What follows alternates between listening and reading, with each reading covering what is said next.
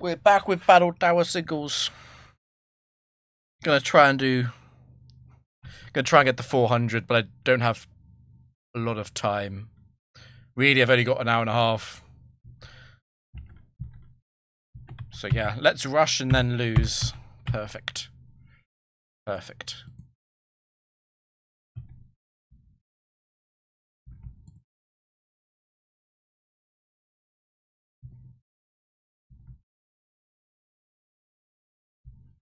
To psychic to start?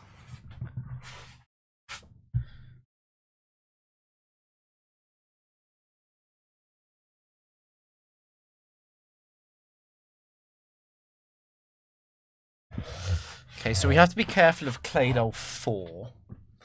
Claydol 4 is an issue. And it means I can't use knockoff because I'll have to trick it into Rock Slide. And that also means that the PP management is very important. And if I can't Thunder Wave or knockoff, and skill swap is irrelevant, I kind of just click Memento here.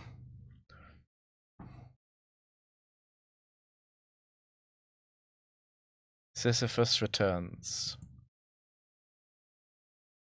Not missing is a good start.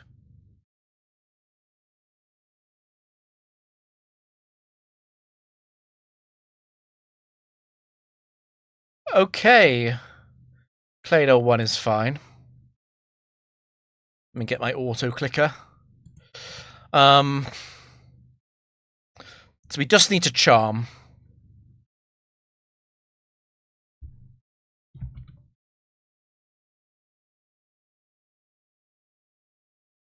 And now we set up and win.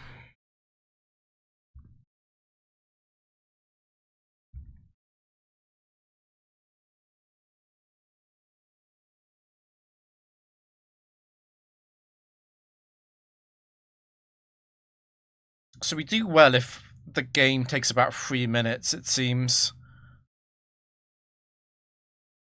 So actually I'll do well to reach 392.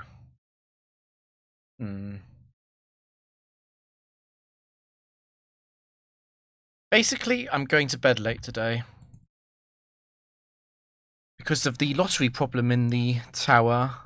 What is the lottery problem in the tower? The lottery problem in the tower is the fact that you can actually look up what the enemies are going to bring ahead of it just by following your lottery seed.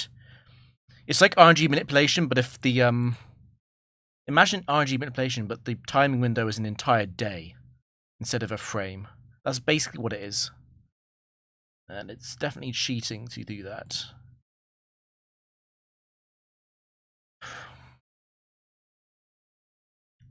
And it's very difficult to prove that you don't do that. Obviously, I'm not playing with any knowledge. I didn't know whether or not this was Claydol 1 or 4. A good protection against it is to play more games in one session. Since the lottery scouting is most powerful when you just do a very, very short stream. But I can't play for that long without burning out or...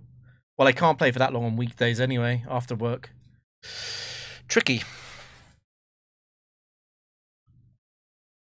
It's part of why I guess... I wouldn't want to force people to do it, but we might need people to commentate tower singles.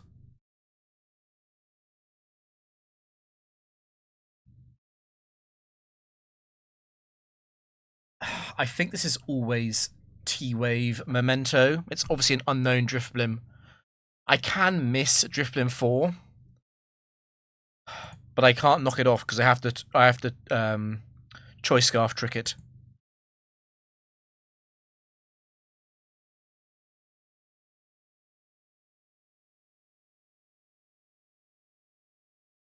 Okay, let's Drifblim 2.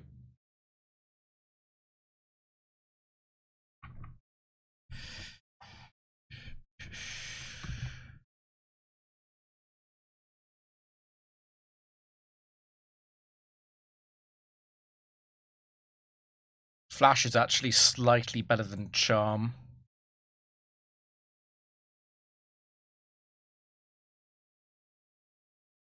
I am feeling the tower bug. The break from Battle Tower was really good for me, I think.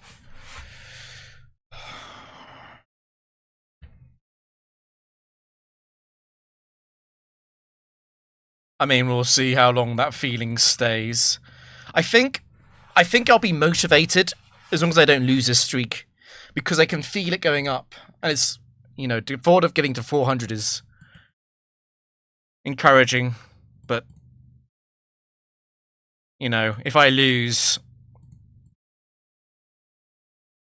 I think if I lose, I'm going to play a joke team, and then if I get the 500, I'll swap to this team or something.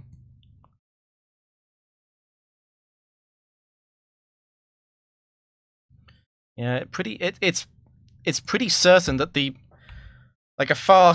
a clean fast match is about 3 minutes, which is really very slow.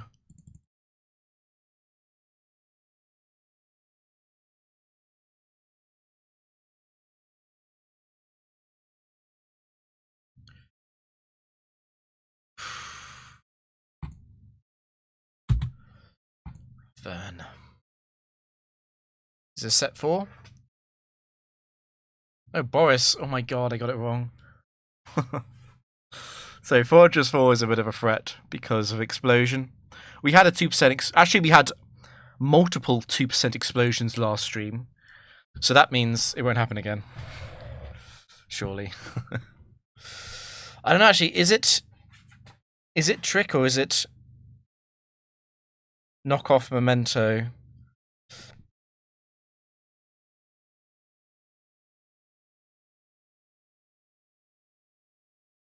The problem with going Knockoff and Charm is that it gives Fortress so many chances of click explosion. I think the obviously if it goes for Double Edge, it does die quite quickly. However, well,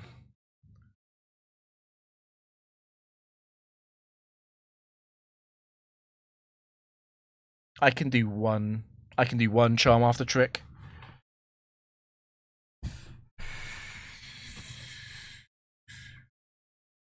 Yeah, that's about correct. A good set of games on the emulator is about 30 minutes with this team.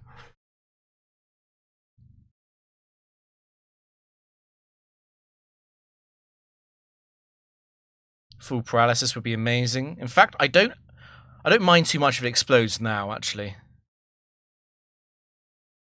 So it's nice that it doesn't take double-edged damage against Uxie. I have a very funny team idea that might actually be quite strong.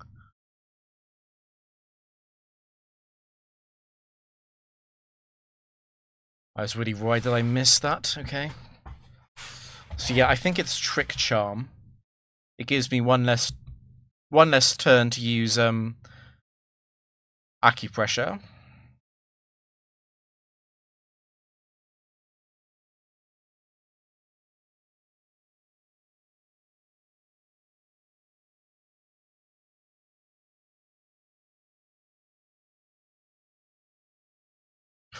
Really doesn't do much, does it? Drapion is slightly frailer than Latias, of course.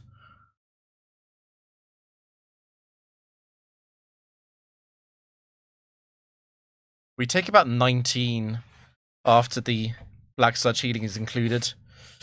It can also be paralyzed. We can also get evasion and defense. And also not being hit by Latias. Well, if I stay in and don't get hit by Latias... If I stay in and I'm hit by Double Edge on Latias, I take more recoil damage. It also means Latias takes more damage. It also means that I can get crit. It's funny now that nowadays we criticize people who don't play on emulator. How the times change. Nothing against CISO, of course. CISO is live streaming as well. Thanks, Parasitize. I think maybe I just go straight.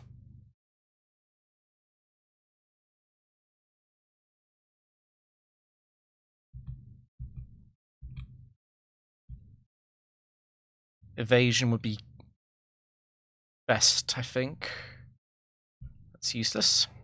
Full paralysis is actually even better than evasion misses. Speed.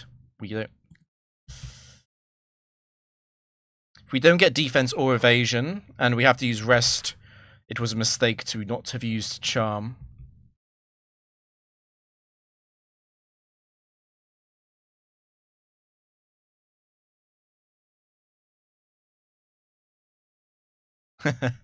Should it cost 2 PP because it's got the word pressure in it? Maybe. If you acupressure a teammate in doubles and that teammate has pressure, surely that does count as 2 PP actually. The real question is, if you skill swap pressure onto an acupressure Pokemon and they use acupressure, does that count as 2? Because it technically does target yourself. That's an interesting question. I'd never thought about that before. Drapion, you're annoying me now.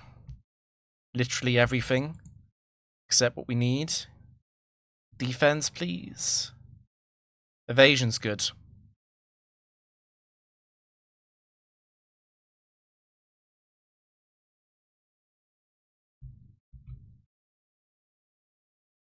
Yeah, the reason why acupressure fails in a substitute is because you can target your teammate with it. Please miss or something.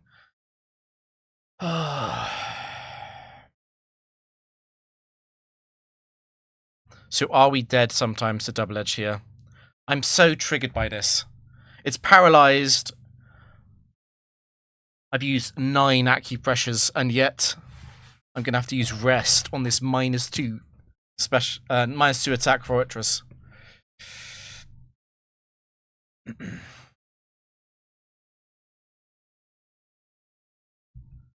Oh yeah, paralyzed again. Paralyzed again. Okay, not quite.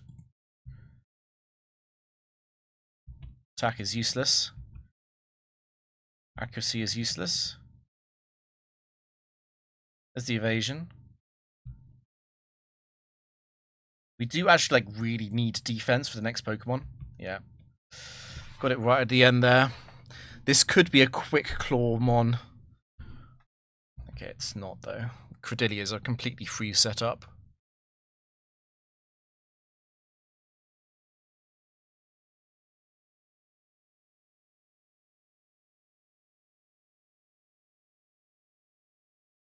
Yeah, we have the thing about Cart is we have proof that people were cheating on Cart for a very long time.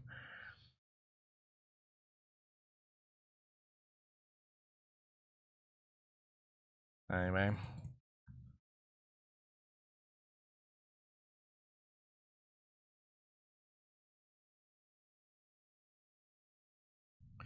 So that match took 10 minutes.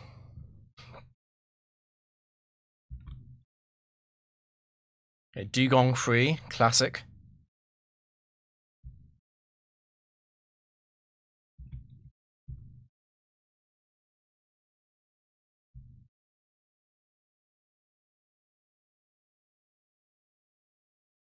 I don't want to do damage to it because it enables sleep talk.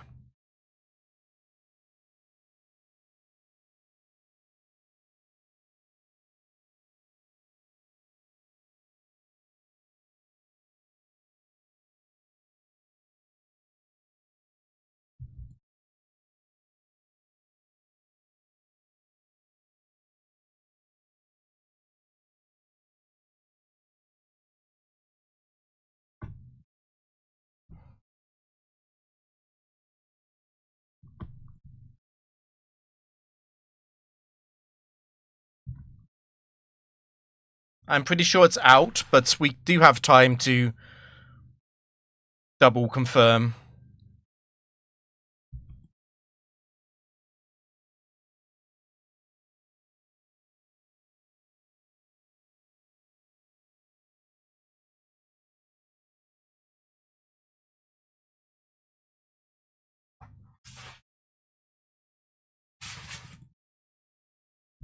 Perfect.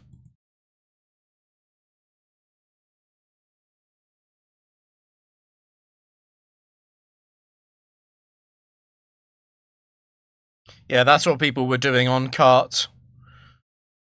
We know this. People were doing this on Cartridge. You know what we should do? We should do a We should do a count of the number of cheaters who were cheating on cart versus emulator. I'm pretty sure the number of cheaters on cart, I think it's double digits, and I think the number of cheaters on emulators is single digits.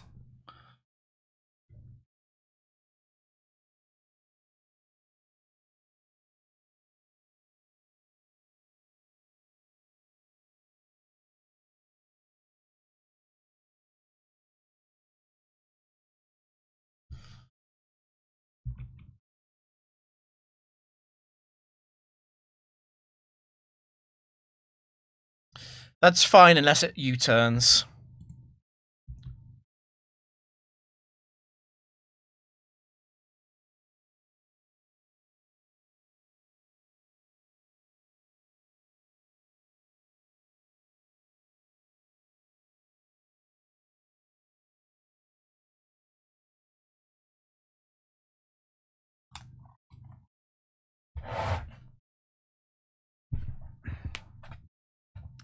I do need to know what this is before I use a move.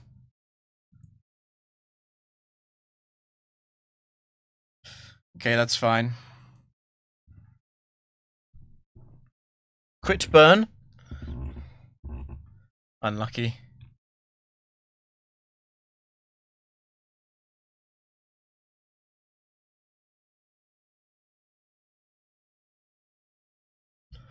I think one flash might be worth it. I think one, just one. For now, at least.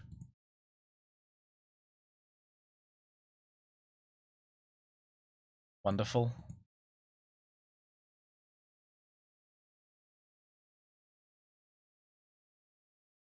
You're allowed to miss, Moltres. It's funny, isn't it? It's only 56% to hit a move because of paralysis and -1 accuracy.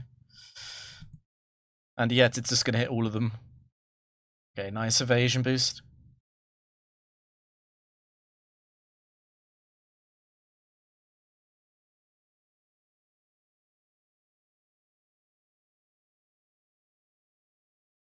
But yeah, there aren't many.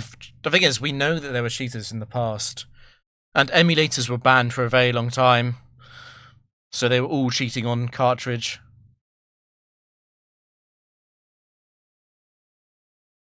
Yeah, that was Frillish posted a meme, but it's fine.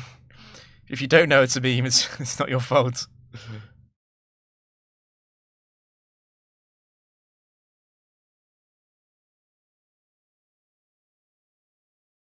I was a tiny bit scared about the ancient power boosts at the end, but we've got very good boosts. Don't need to worry about it.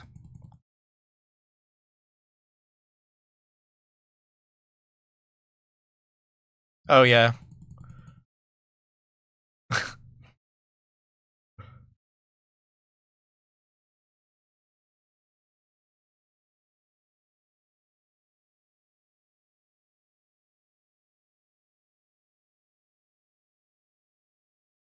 Bum bum bum.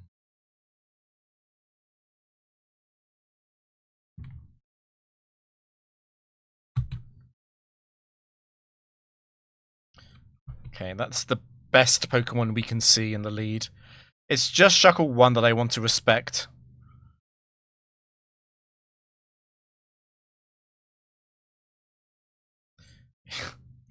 Okay. It's Shuckle 3, which is fine.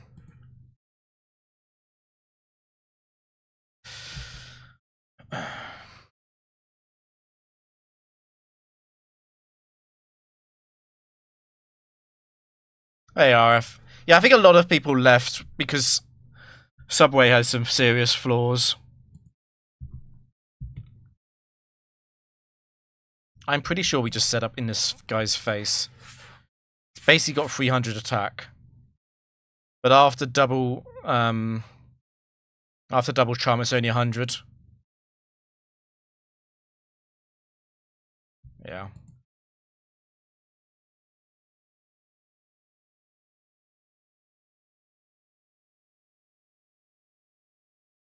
Are you talking about the Reddit streak? The Impish Gallade Reddit streak by Ripsnarl or whatever his name was. I think that might be the most That might be the most fake thing I've ever seen. I'm pretty sure ChatGPT wrote that. He got 9999 in Subway doubles, and then he also posted about it in I think it was Gen 6 doubles as well.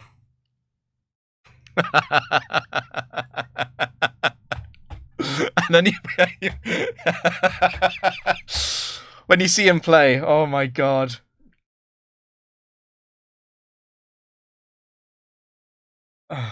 Posted in the forums. I think the longest doubles streak ever in any facility in any generation, I think the longest one is 4K in Gen 6 with Aaron. Epi's...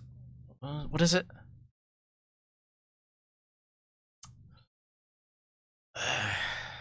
Let's have a quick look.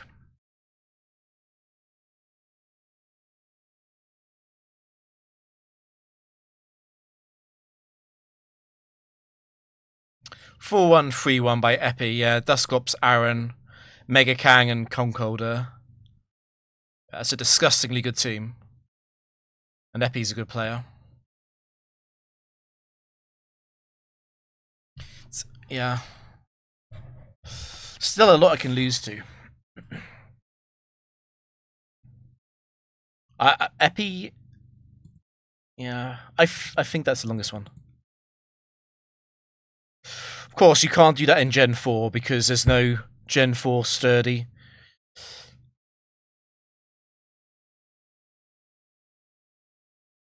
I just use substitute on the final gyro ball. I'm such an idiot. Luckily, it doesn't matter here.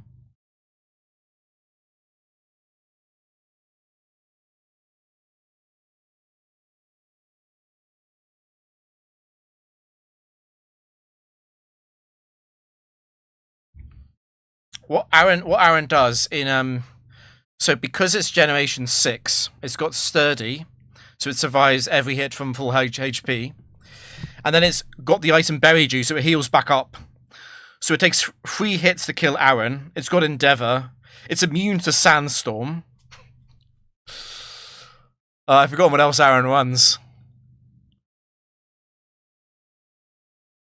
Yeah, Aaron basically stays around for the whole match, I think.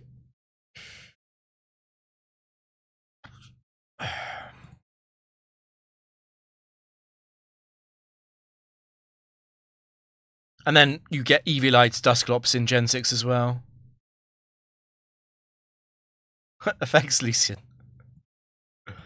Yeah, it gets to Endeavor way more than, like, you know, Gen 4 Smeargle or something.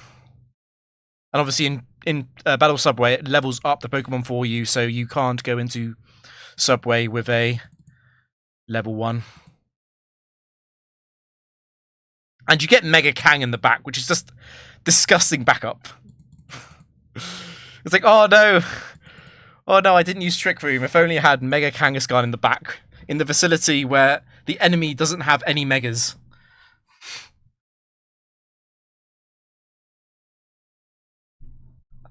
Well, you're active back in the days. Yeah, on Smogon. I never had any big streaks that I posted on Smogon.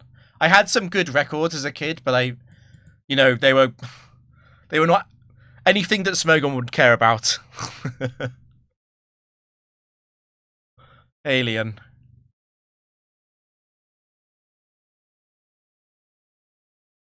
Yeah, like I got factory gold in both generations, but there's nothing special about that. It just took a long time. What was my most impressive non-factory thing as a kid? I think I got 100 and something in arcade. Not high hundreds, low 100s. I don't even know if it would have been top 5. So, yeah. Okay, is it Mach 4?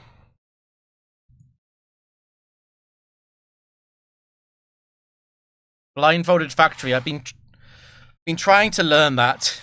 It's very difficult. Be very difficult in Gen 4 as well, because Gen 4 Factory is so much harder than Gen 3 anyway. I will probably one day try it. It's just an insane amount of timekeeping. The other problem with Blindfolded Factory is that it's like a successful run would probably take me about 7 hours.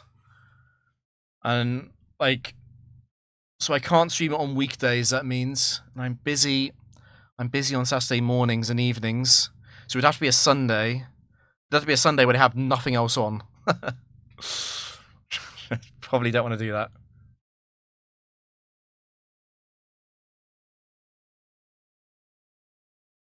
Needs to do this so we can trick Muck 4. That's not Muck 4.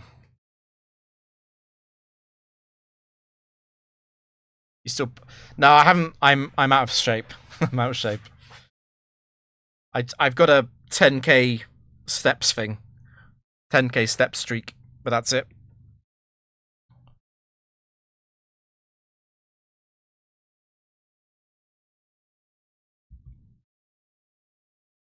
Bum, bum.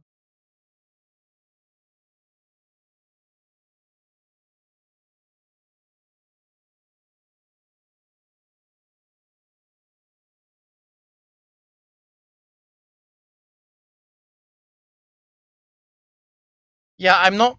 Like... I tried to do No Swaps Factory for a while, and it just didn't go well at all, even offline. Just didn't get anywhere. Blindfolded Factory is cool, but I think most other categories of Factory, like most Factory challenges, I think they're just less interesting than playing Factory normally.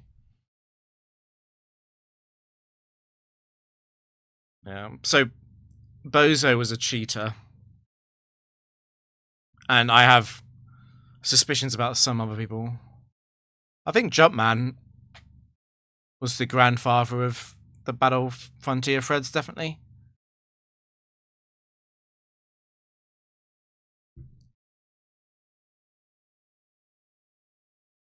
Yeah, Alexis tried it once and he had enough. I don't blame him. I totally agree with what Dave said. It was something I was going to say. Like, what if you are 60 games in and you forget to swap? Like, you just misclick. Like, that's horrible.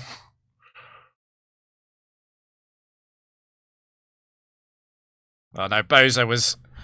I'm very sure about Bozo. It's going to be difficult to prove it, but I am very sure that Bozo was cheating. It's very obvious when you watch some of his old videos, unfortunately.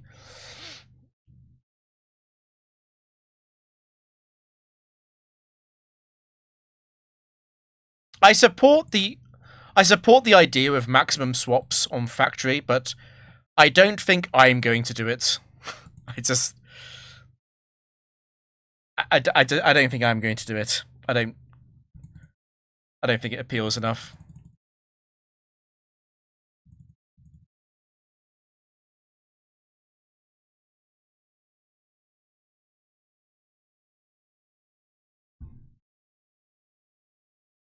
I don't think Bozo ever played anything but Gen 4, right? Like, Bozo's castle streak is extremely suspicious. And so is his tower streak. And I think those are his biggest contributions. And he played so much with hacked teams, and I know that shouldn't be evidence, right? Because I could go and hack something offline and it wouldn't matter as long as it's not a stream I submit, but the Mimic sketch glitch coincided very conveniently with his big streak as well, because he was getting nowhere for so long, and then he had this like breakthrough. It's very interesting to go back and watch it, and him begging Jumpman to analyze this sketch glitch team, and Jumpman was like, no lol. And then he posts the other streak, and I think Jumpman had enough by then. I think he'd like soft retired from Gen 4. And perhaps it's my own bias showing through, but I just don't think you can get to 1,000 when playing that badly. And we know Bozo played very badly. Abysoft, I don't think Abysoft would be interested in Bozo streaks. The other thing about Bozo is that, like,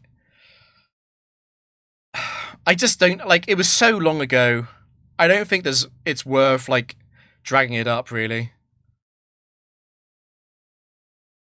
Like he doesn't have the castle world record anymore.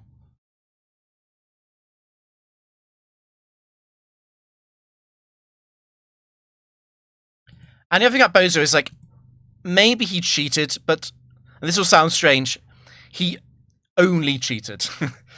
Bozo was not going on the thread insulting other people. Bozo was not ruining the game for others in ways that certain cheaters have. And Bozo was not being, like, aggressive and mean. Yeah, thanks, Cole.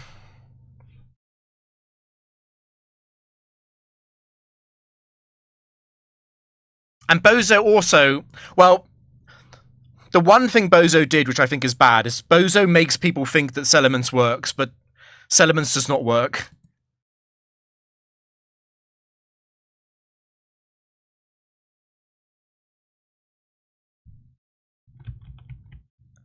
But you don't have to play Tower for very long to realize that Settlements doesn't work. So it's okay.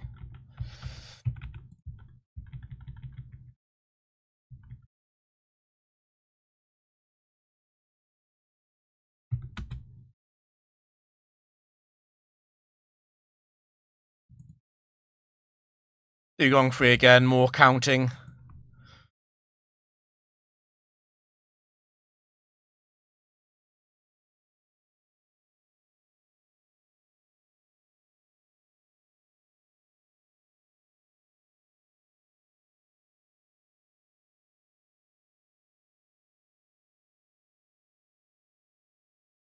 I normally count mentally, but I'm going to be much more careful about these Oko users, since if I miscount, I lose. Pretty sure it's out, yeah.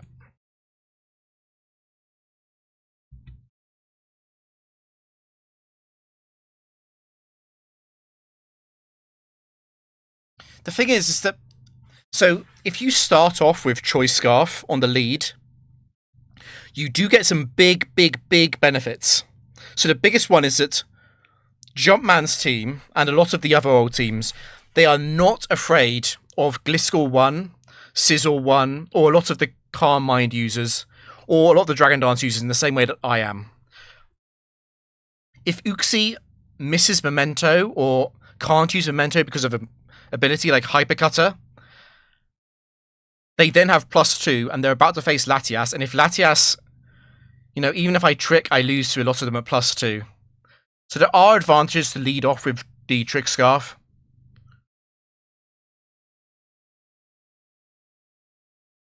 The downside, though, is that you can't scout. What you can do, and I did this quite a lot when I played Jumpman's team on stream, as well as some others, is that you can just completely sacrifice a Pokemon. So, like, if you had to scout versus Dugong, you could just put Garchomp in and find out what it is. You don't have to do that against Garchomp, though.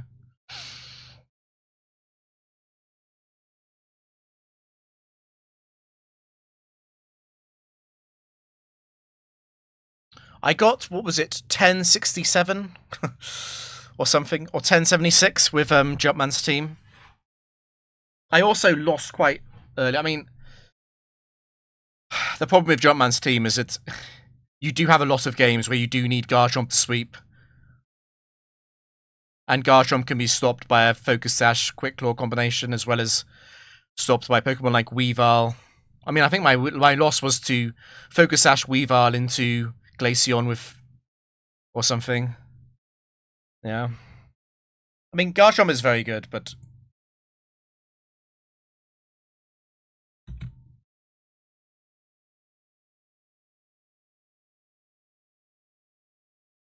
yeah, it was like if Focus Sash Gliscor shows up, and then the next Pokemon that comes in is Weavile,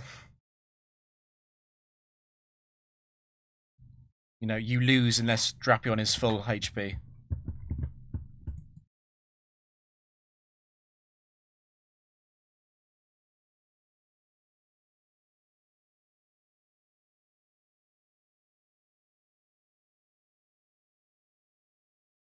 Raw? No.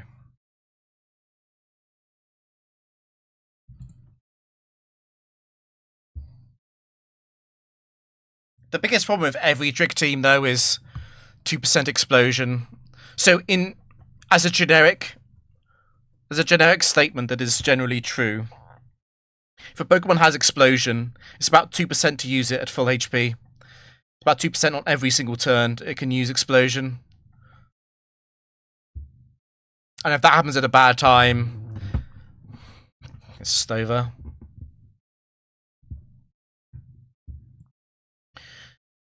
Yeah, U-turn is also very common, so Zapdos, Moltres, set free, Gliscor free, Infernape 1. U-turn is a problem, and then Perishong is also a problem because the enemy switches out after Perishong. But if your biggest problem is U-turn, then you're a very good team, I think. It is a bit of a problem though. This could be any Ampharos set.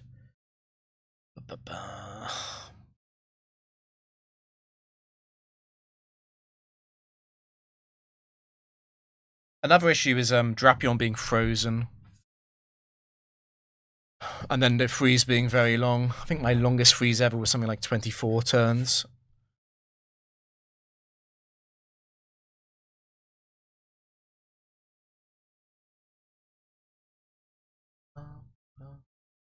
I really don't like Ampharos free.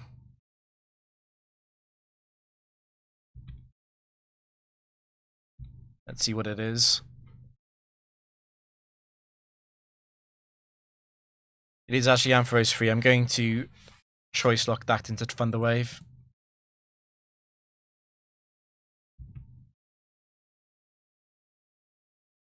Yeah, Mismagius helps against U-turn and Explosion, but unfortunately, even after you do that, you skill swap Mismagius or something, and then you've got to still choice lock them if you want to set up Drapion.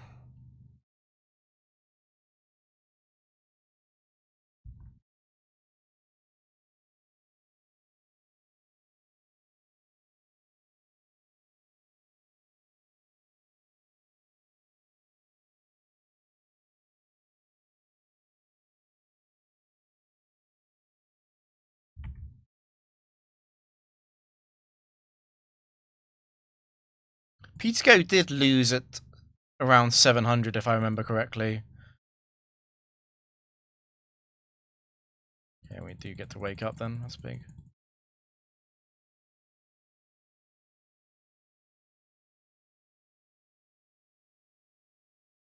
It's not Magazine 2. I was worried.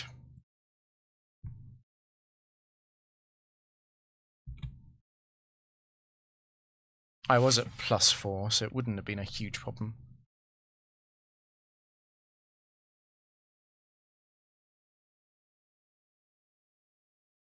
Metagross 4, Rampardos 4, Gliscor 3, Mach 4, and Gliscor 1. The Horseman of the Apocalypse.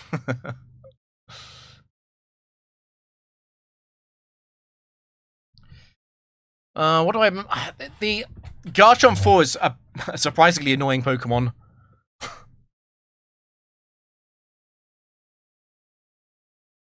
What I'm going to do, actually, is skill swap this, because I don't want to miss Garchomp 1. And I actually want to stay in for one turn to be hit by Outrage if it is Garchomp 4.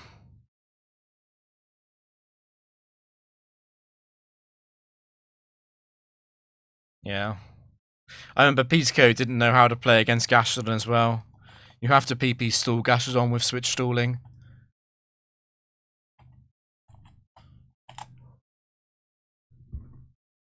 To get rid of all of the Earth Power and all the Ice Beam PP, and then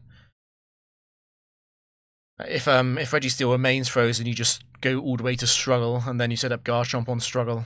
It's not pretty, but it is very consistent.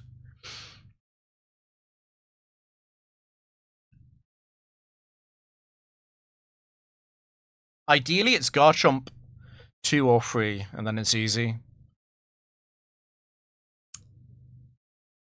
Oh, it's Gunfer. It's always actually set for. That's fine. We do need to get hit by this.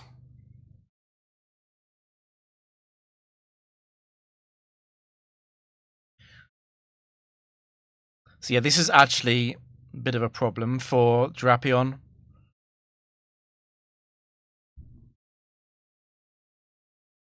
Because we can't use Charm here. If we use Charm and Garchomp crits Latias we lose.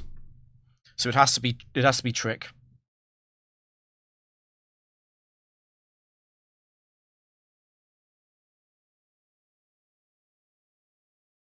But if Garchomp gets poorly timed self-hits, it can be a very, very, very short setup with Acupressure.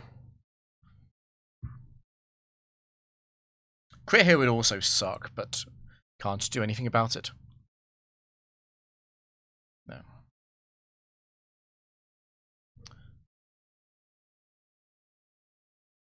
Just double check I did Trick.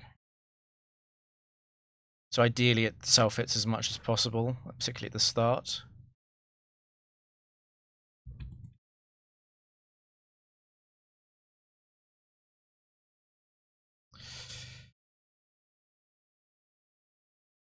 The problem is, if it was slower than me, I'd be fine. But because it's faster, I have to respect the no self-hits every single time.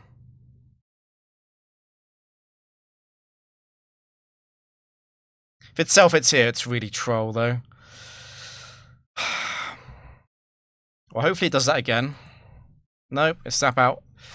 This is exactly how it went last time.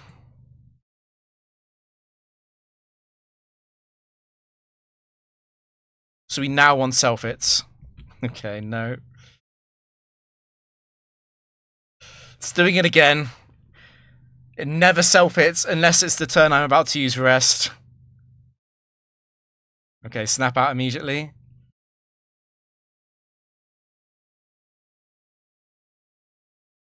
Don't self-hit. It's just gonna never self-hit, okay. So that is an Acupressure.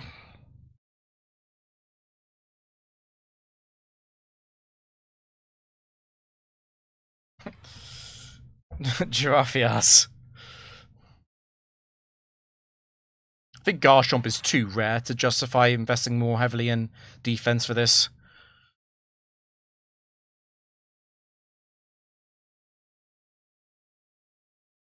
It's also only really a problem at 31 IV, right? Which is Gunther.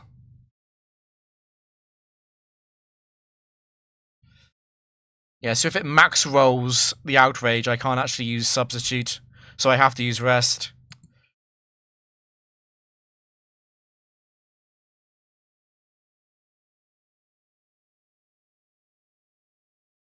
So it didn't max roll, I could have used Substitute there. That's a good self-hit. That's a min duration. Makes a massive difference that I can get speed, evasion, or defense. Makes a massive, massive difference.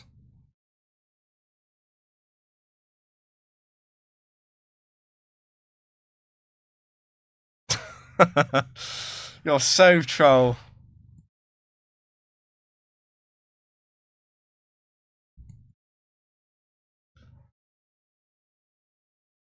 Every self-hit when we're higher HP is a Acupressure. Okay, this is going to be big. Get at least 2. Just get defense.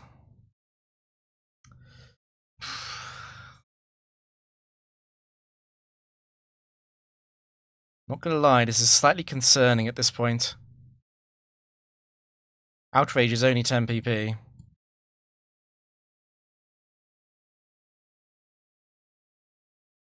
I'd love to order a defense or speed boost.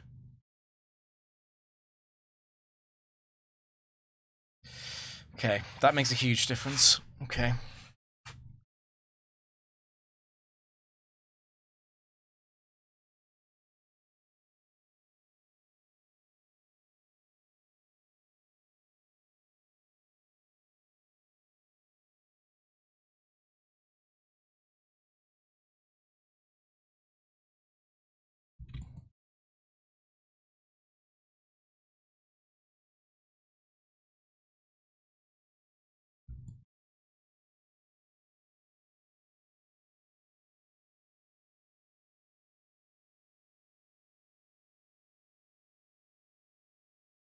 I believe we're fine. Gonna rest there though.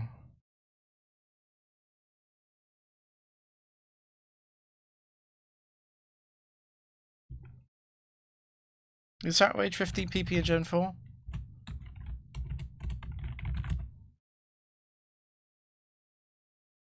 It should have run out by now.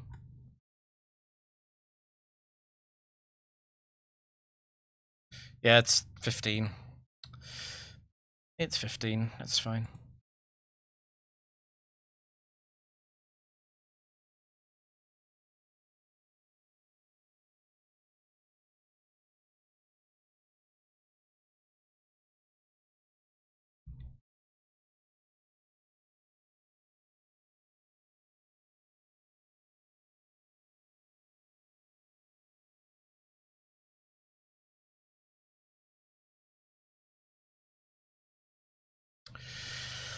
Really not enjoying the Garchomp matchups. Oh no. Okay, set 1. The Nightmare is Gliscor 1. The other Nightmare is Scizor 1. Scizor 1 is a less direct threat though.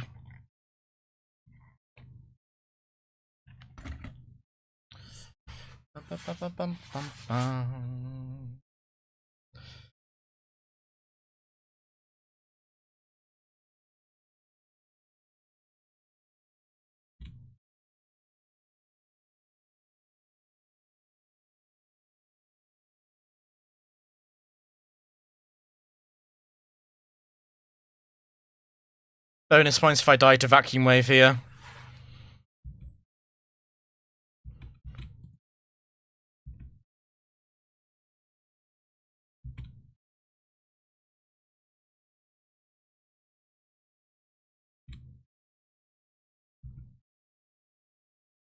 Okay, GG.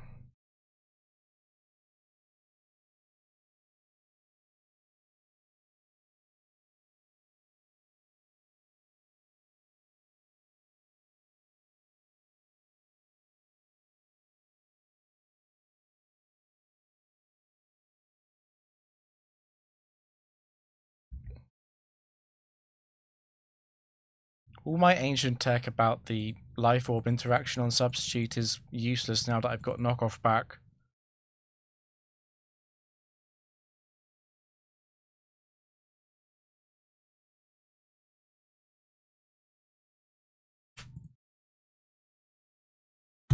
Please don't send out Garchomp. Or Metagross. Okay. Brave Bat.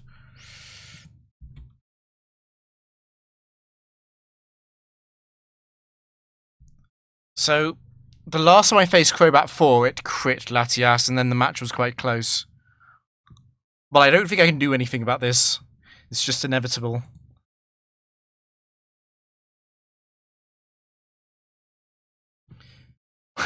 Poliwrath and Politoed are both Nightmare Mons.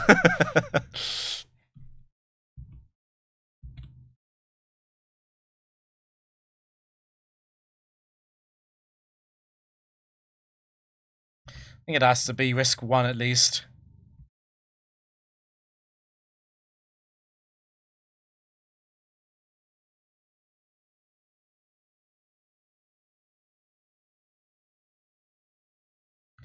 I do believe it dies unless Drapion gets a defense or evasion boost. And yet, I don't want to be crit.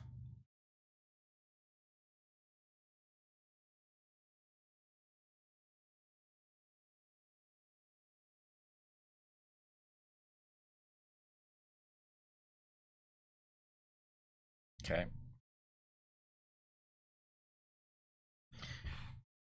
The thing is, it dying after like 10 acupressures is so much better than it critting Latias and then I don't get the setup.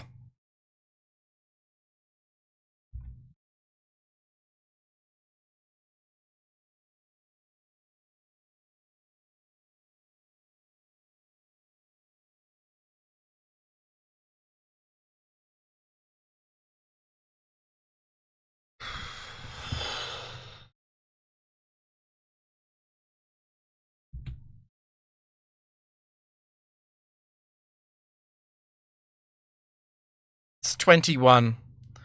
It's attack, defense, speed, special attack, special defense, accuracy, and evasion in Generation 4. In later generations, it loses the accuracy and evasion. Is that Gen 7 when the... Gen 7 or 8 when the change came in?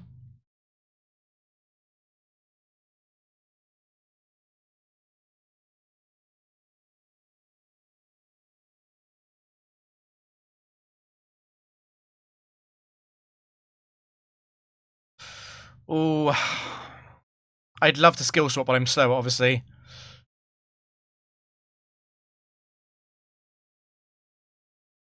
It's okay. It's not Jolteon 4. Jolteon 4 never uses Shadow Ball, since Thunder is more powerful, so we don't miss.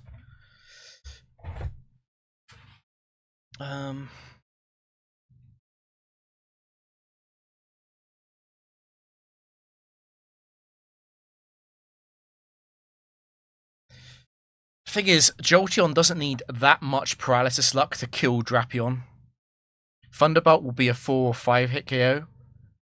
And we don't want to PP stall Thunderbolt, because once we PP stall Thunderbolt, it will start using Shadow Ball and Signal Beam, which are both problems as well. So I kind of need to cripple it with Latias. And I think the best thing to do is probably Flash. Okane, Akibeshu is back to its old ways. Well, wait, am I thinking about Moody? Was it Moody got changed? Was it Moody that got the evasion Akibesha change?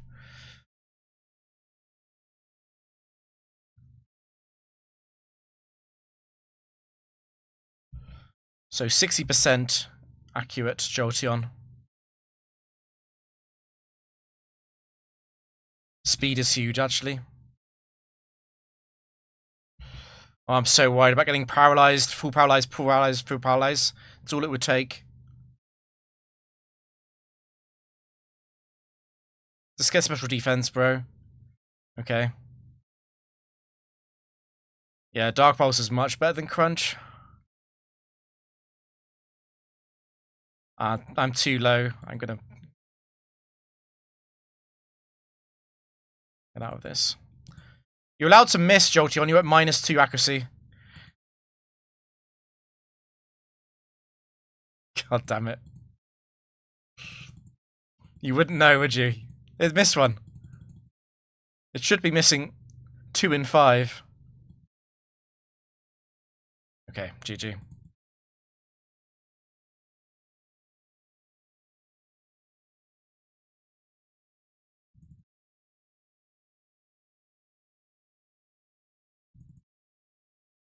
I eat up like dynamite.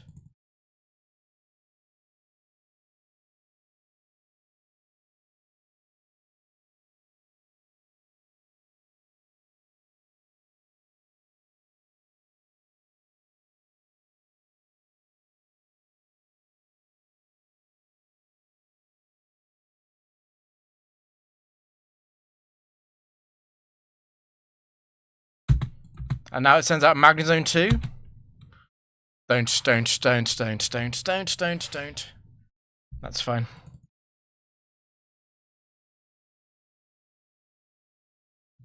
I need to write a new FAQ. But it's a good question. I'll write an FAQ. I'm going to stop music briefly. The FAQ. So why is Drapion special? Let's go on summary first. But don't accidentally switch.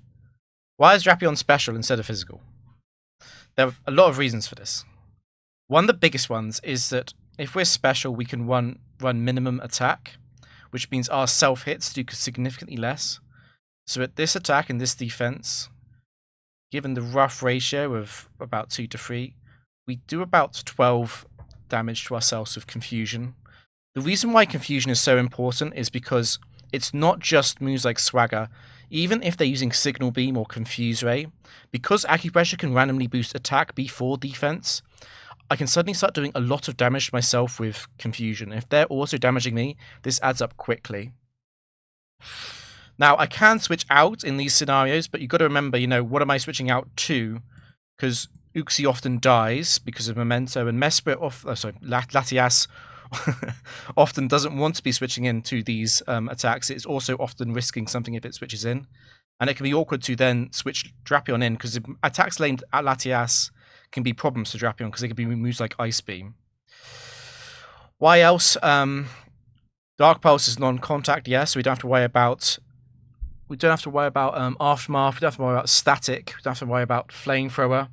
Sorry, Flame Body, we don't have to worry about Effect Spore from Breloom. These are all better. On top of this, Dark Pulse is actually a better sweeping move. We do more damage to things like Entei and Skarmory and Magnezone. We've also got a 20% chance to flinch those Pokemon with Dark Pulse. Dark Pulse is also more important in kind of like clutch scenarios where we don't have time to set up and we might need to flinch something to win. So Dark Pulse is a flinch and a crit chance in those scenarios. That's pretty much it. Yeah, that's pretty much it. It's better in every single way. The only thing that Crunch does better than Dark Pulse is if you have a very short setup and you need to kill something like Jinx, Crunch will do that faster. So it's slightly more damage at lower setup points, which is why it makes a bit more sense on a team which isn't all in on Drapion. Yeah, it's widely considered that Dark Pulse is better than Crunch. I don't think there's really a debate about it anymore.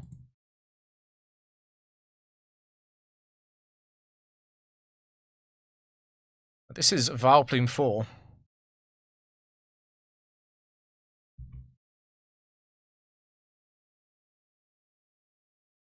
Honestly, I don't even need to Memento, but it's cleaner if I do.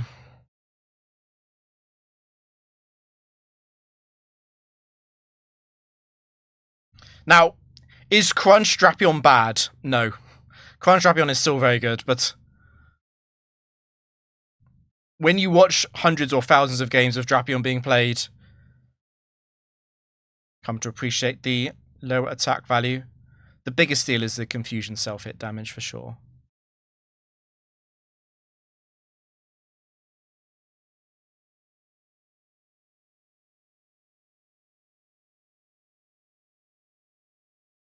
No, luckily in this generation, Blissey can't PP Storm me. Because I can either sit there, I can Trick Scarf it if it's last, or we just wait it out.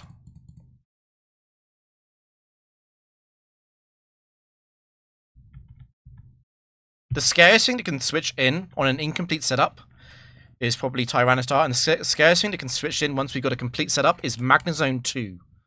Now, Magnezone 2 actually could bring up on this thing. This thing should appear. This thing is a problem. It lives Dark Pulse with about half its health remaining. It'll always use Psych Up. Iron Head is a roll to break Drapion's Substitute.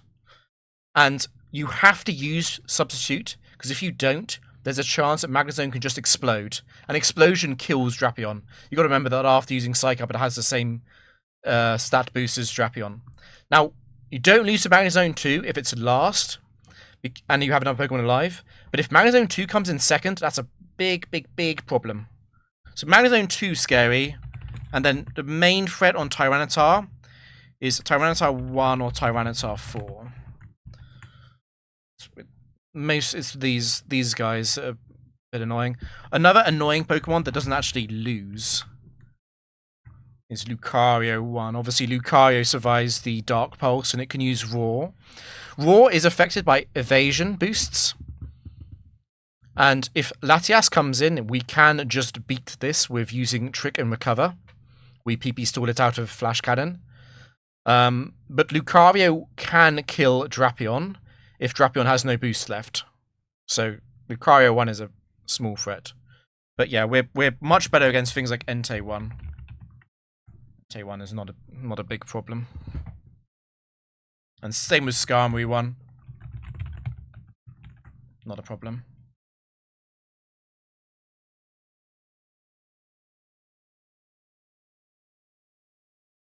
Yeah, it's I think it's guaranteed. It's either guaranteed or it's like incredibly likely to use Psych Up Magnezone 2. My general plan against Magnezone 2 is to go for the Dark Pulse flinch attempts as long as I can. The important thing about Magnezone 2 is you try and bring it below 30%. At that point, it's very likely to use Explosion. And then we try and get Explosion to hit a substitute. But if it brings us down to low enough that we can't substitute anymore, that is very scary. It's got one chance then to explode and win the game. Although, I will also say, Let's say Uxie feigns to Memento and Drapion feigns to Magnezone 2 Explosion. If we have Latias last, Choice Scarf Trick, and then we recover, we do PP stall most Pokemon in the game. Latias does have quite good odds to win a 1v1 at the end, simply by getting them to use the move Struggle after we lock them into their move.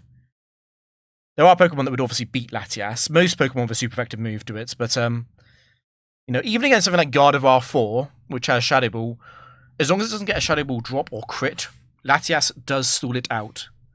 So we do have a small chance even then. And that's why the old version of the team ran Draco, Meteor, and Latias.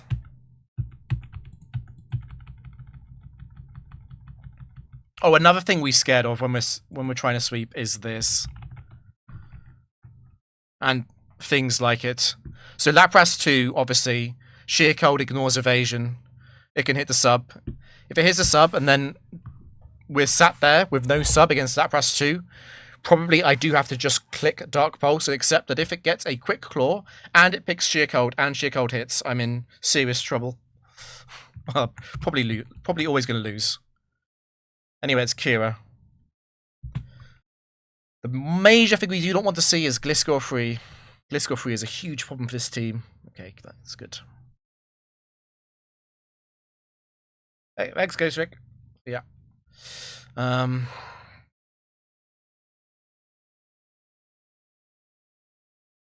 It's just a swagger set that's annoying.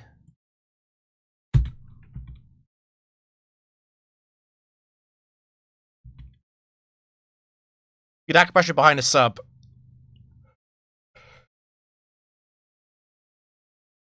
I don't think I'd change anything. It would just be way, way, way easier. Thanks, Goto.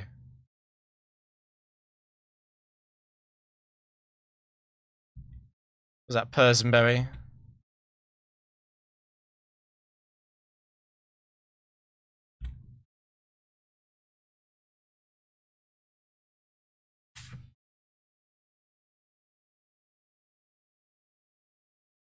Yeah, I don't think that would change anything, Parasitize. It's just that it would make setting up a lot easier. Because obviously when we have a substitute up, we can't get special defense or defense drops, and we can't get confused.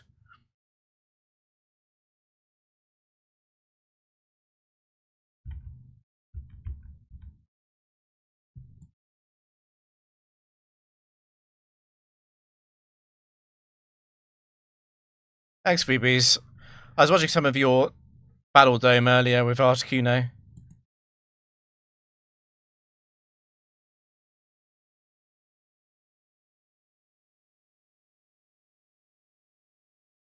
One second. Where is it?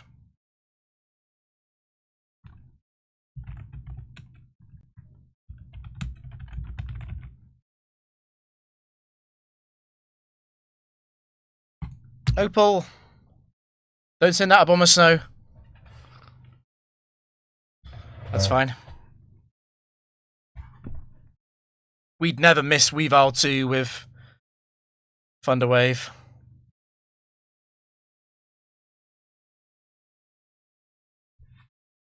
The sheer cold. Counter. Okay.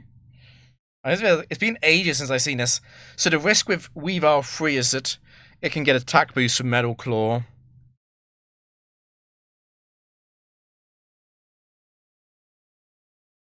But it's also going to spam so much counter against Drapion. I think we're fine just using Memento here. Rhydon did Quick Claw Hornjaw. No. No justice.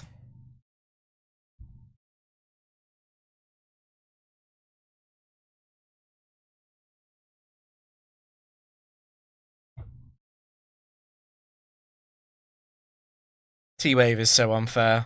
Honestly, things like Garchomp 4, they would not be a problem at all if I could just T-Wave them.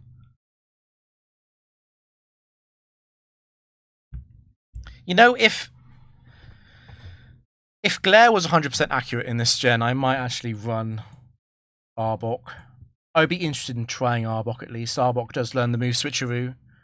But the problem with Arbok is that you choice lock them into Earthquakes so often. And Drapion doesn't want to be facing a choice locked Earthquake.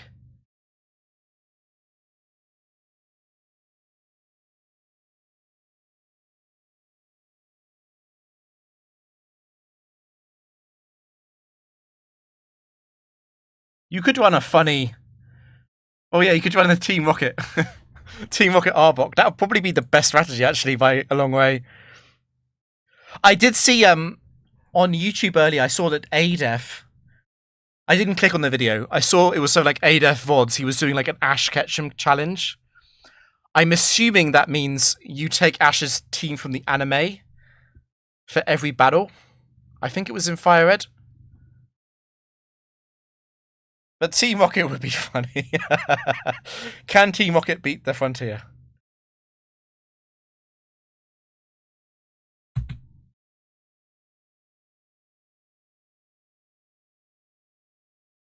Fortress 3 is fine.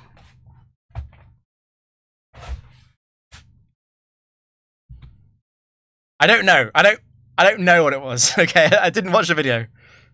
I don't want to spread misinformation.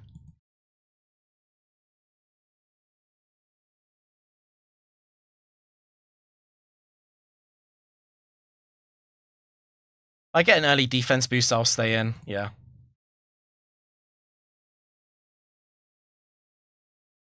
Okay, we're at +4 attack and +2 defense. Bit of a problem.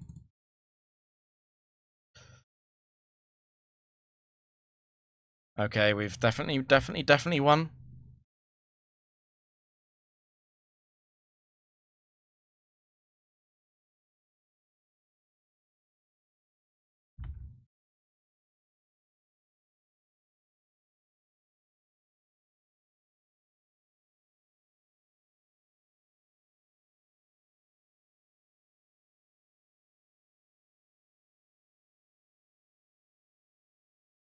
But the bigger the streak gets, the more seriously I'm going to have to start playing. Which means... So currently there's... Okay, well, let me just see what she sends out. Venusaur. I would say, generally speaking, there's 3 types of games. There's games against very deadly enemies. Things like Muk 4, Rampardos, Garchomp 4. You have to pay attention for the whole game. Then there's games where it's like... It's not bad, but you do have to pay attention to your boosts. So most things that you lock into Thunder Wave are like that. There's also things that do recoil damage to themselves, or things that run out of a move, but we have to trick them. So basically, games where you expect to only get about 10 to 15 acupressure boosts, you have to count those. And then there's a third category, which is just you get the full setup, and then you don't have to count. Now that third category, right now, I'm not counting, but once I get past 1k wins, I'm going to have to start counting, even on games that don't matter, because I need to know my attack boost, because it makes the Magnezone 2 matchup slightly better if I start sweeping before +6 attack, because then Magnezone 2 can't break my substitute. So this is this kind of like schizo degen nonsense that happens when we start to care a bit more. Anyway, Idle Trista is any set.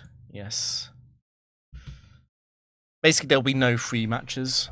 Unless I know that Magnezone 2 can't be in the back, and then maybe I can go degeners again.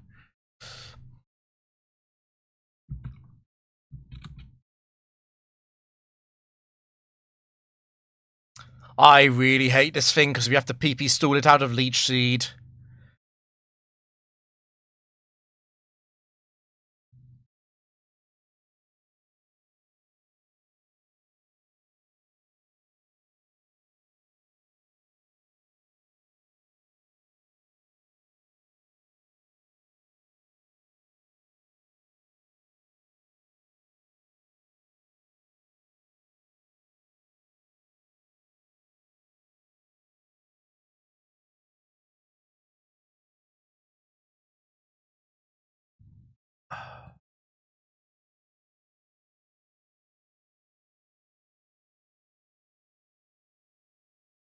I shouldn't have used Recover there, actually.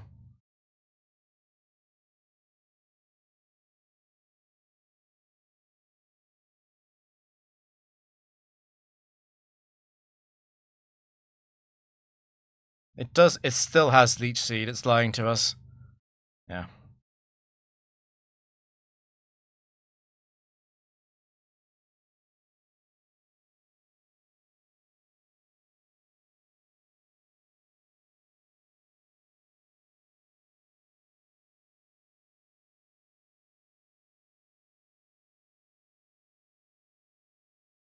Oh, we have the PP stall it, yeah. We can't set up with Leech Seed active. It's untenable.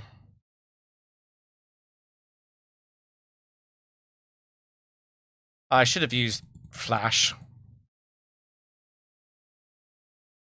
Still, we should be fine to set up on the Ingrain PP at the end.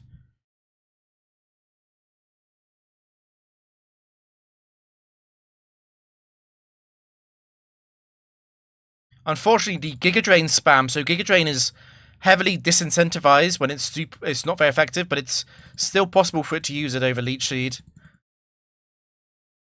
This is an easier stall out than it was with Mesprit, though, because Latias resists the Giga Drain at least.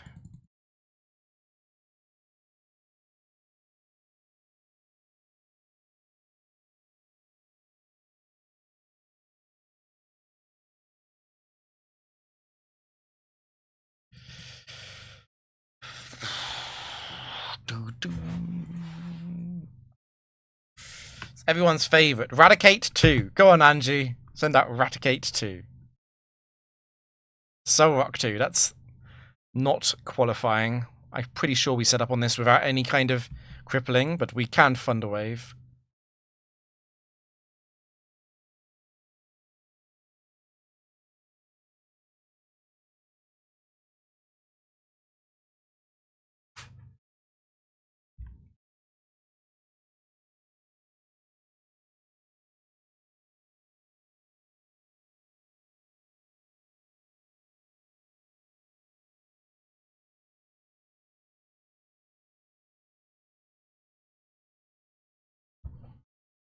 I know I get a full setup on the Zen Headbutt and Cosmic Power anyway.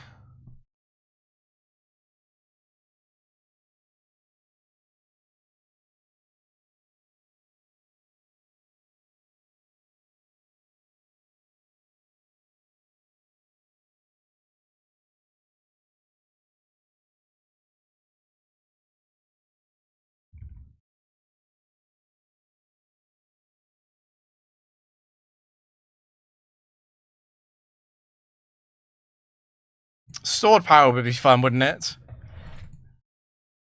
In Gen 4.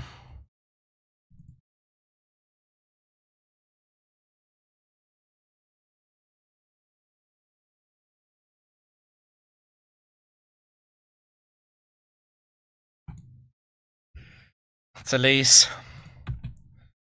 There are a few scary set 4s. In general, set 4s are fine, though. In general. Yeah, that's fine.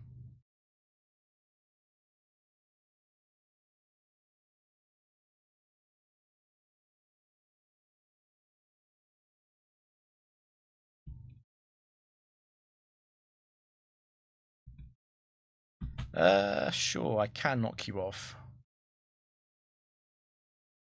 I don't think the damage gap makes any difference, but we can knock off.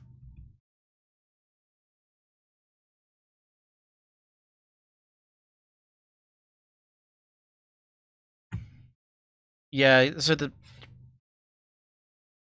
all of the Generation 4 Frontiers facilities, except for Hall, round 1 is Tier 1, round 2 is Tier 2, etc. But past 49, it just becomes endgame, and then they don't upgrade anymore. And well, not until 1792, where you have integer overflow, and you face set 1 again. I don't really want to be frozen by either Pokemon. Hopefully we get an early boost and we don't need to worry about the Ice Beam laters after the Surf PP locks out. Accuracy? Yeah. Special defense. There we go. The GOAT. Gum God. Gum God knows how to win. What's funny about using Drapion is This matchup was slightly scary until we got the special defense boost, but then the second we got it, it was completely over. There are a lot of matchups like this. Like, Garchomp 4 is scary until we get defense, and then it's completely free.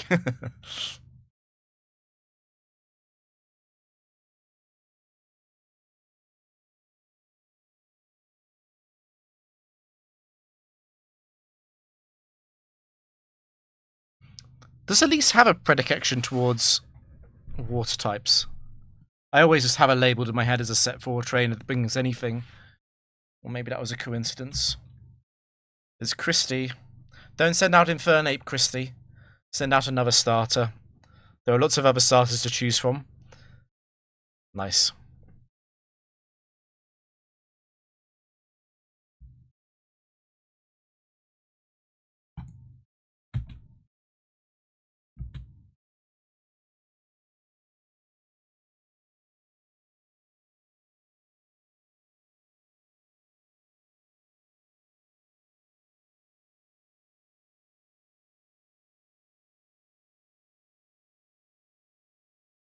Pretty sure that's fine. Is your set tracker in the comic book? Yeah. I need to write set descriptions for a lot of the trainers.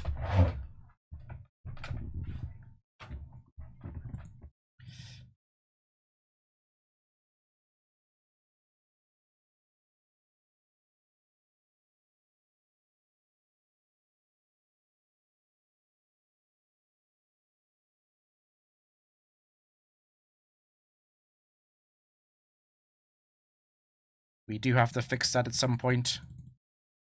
That's true.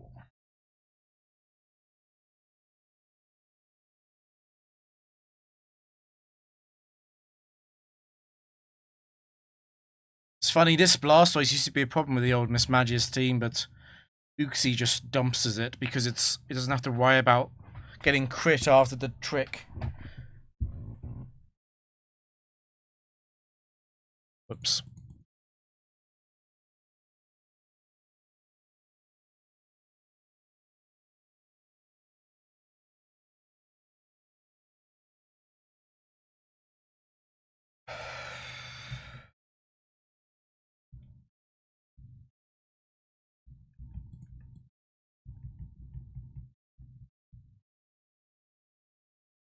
Yeah, this is gonna be a late one.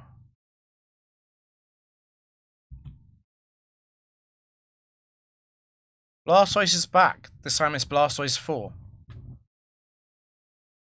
Just gotta be a bit careful about the Ice Beam after it runs out of Focus Blast against Drapion.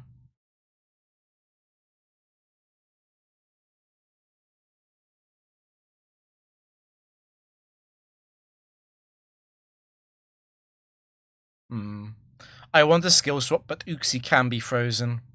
And failing the Memento is really bad.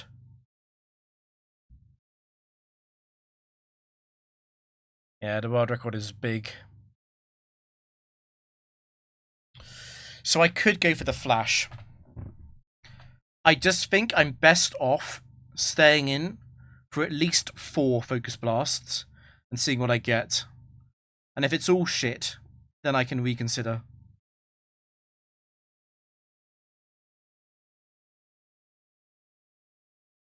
Yeah, this is a Category 2 Pokemon.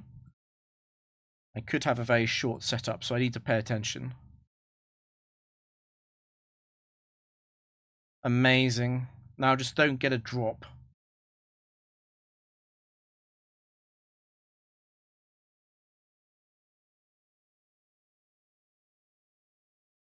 We need to drop its special attack, otherwise it just does too much damage to Drapion. No drop. Evasion as well. Surely we don't get frozen.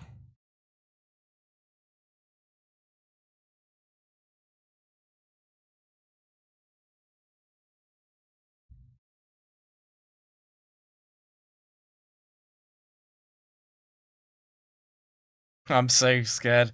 The thing is, if this thing freezes me, I might not have time to unfall, since its other moves are also 5 PP.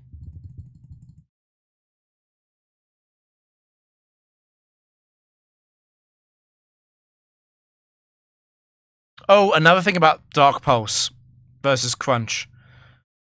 Enemy Pokemon can't use Mirror Coat on Dark Pulse, but they can use Counter on Crunch. Simply don't be frozen. Because Drapion is a Dark type. It can't be Mirror Coated. It's immune. But it can be hit by Counter.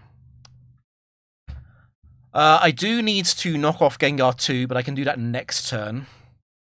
The best thing to do on turn 1 is to simply Thunder Wave. Oh, but what about Gengar 4?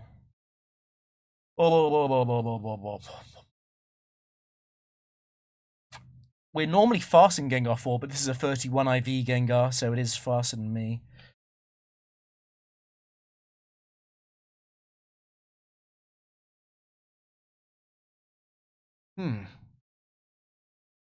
Yeah, Metal Burst is a small thing to watch out for with Drapion. Luckily, Metal Burst is only on Aggron and Bastiodon, I think, and only one of their sets.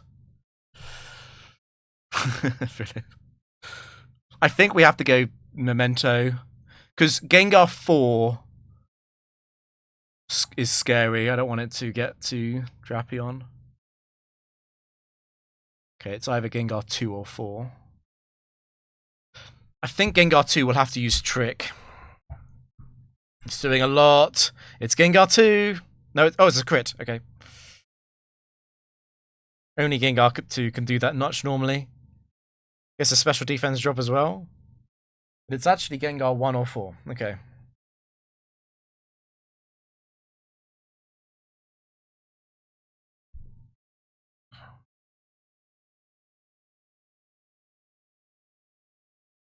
I think I go straight to Drapion. If it's Gengar 1, I might have the swap. But it does Sludge Bomb Drapion before Sludge Bomb is out of PP. Okay. I kind of hope it's Gengar 4, to be honest.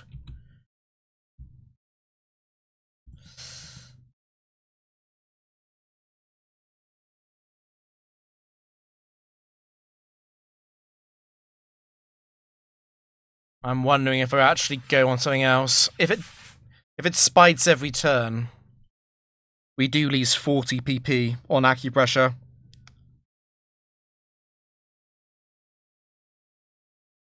Let me just check what the spite AI is. It's just random, right? It is.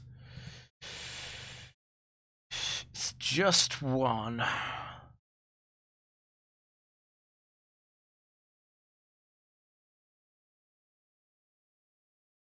Okay, that's fine.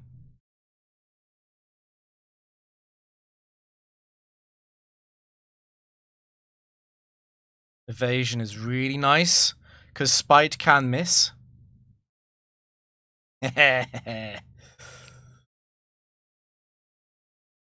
Evasion again. It's by far the best boost.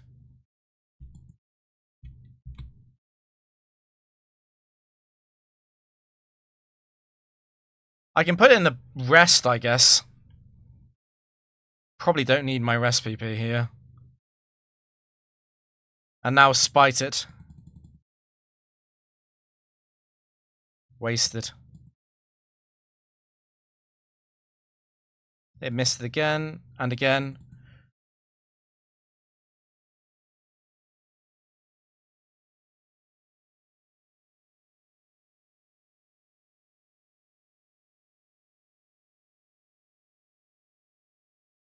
The disgusting part about Drapion is the evasion boosting.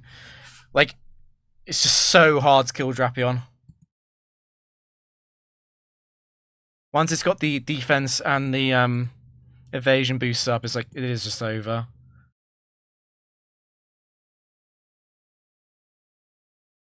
Ooh, it's a bit of an annoying drop.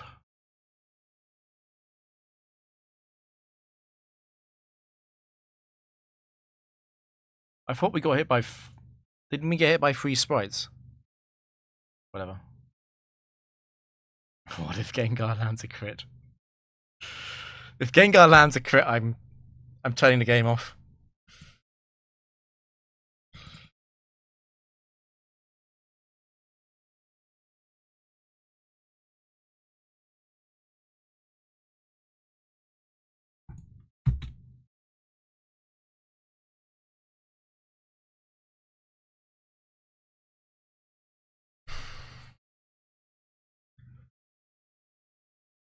I guess it's possible that I missed Lucario 1 so often.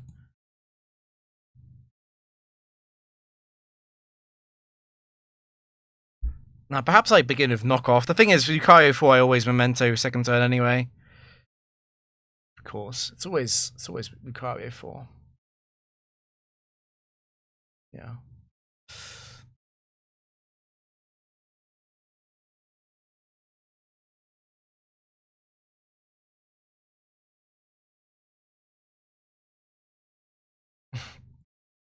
I will forever remember Fog as the Pokemon Battle Evolution mechanic in the Courtyard Coliseum.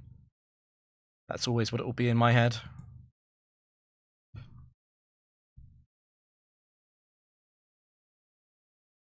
Just get early special defense. Obviously, it's going to be using Aura Sphere, so evasion is fairly useless. Okay, we get immediate double. Okay, yeah. This can be a bit of a sordid affair with Aura Sphere constant spam, no special defense drops. I mean, or boosts, and then it can start getting the Shadow Ball drops, but this is the best timeline. Gum God.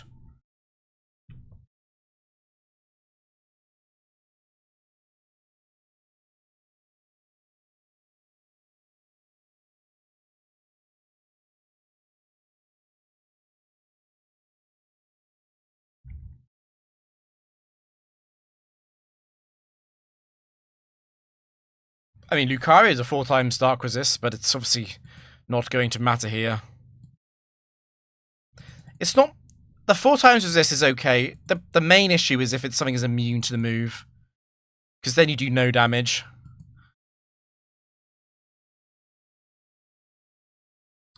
Well, it can hit Dynamic Punch, potentially. Goodbye boosts. It can't miss after the Foresight.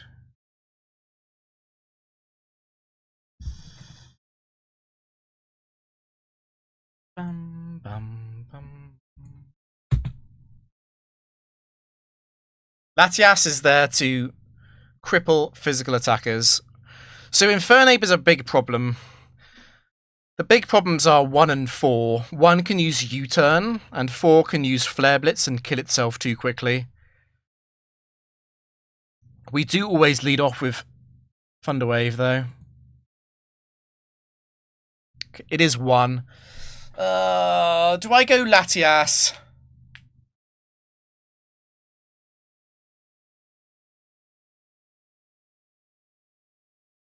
Do I go Latias and just use Recover? What I definitely don't want to do is use Trick, and then have it U-turn on the turn I use Trick, and I've lost my Choice Scarf. Having said that, most of the starter Pokemon, I don't need to Trick.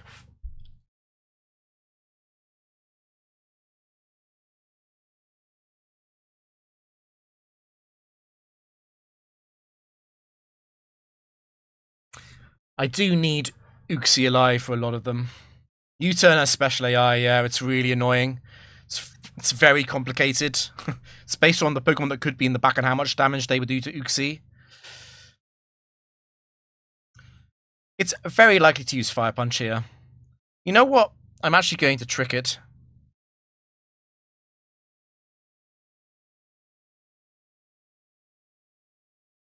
I'm going to Thunder Wave and then Trick. Okay, sure. That's not a problem. You can see how on a different trainer this would be very annoying, though. Imagine this was a battle girl or something. Okay, Torterra. So it could be Torterra 4, which is quite scary.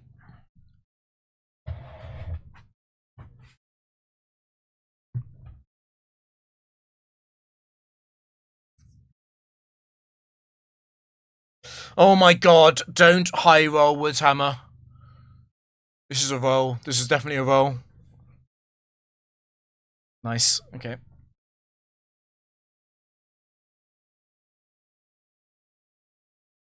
Still scary though, because I still can't remove the item. I could lock it into Crunch, I guess.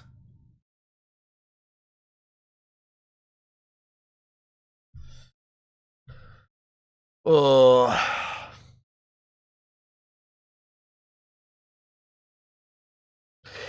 The problem with using charm is that it can quick claw the earthquake before I use rest, which makes it extremely scary to try and set up on this thing. It could also quick claw crit me on Latias. I actually have to go trick, otherwise I die to the quick claw crits. Actually, I have to.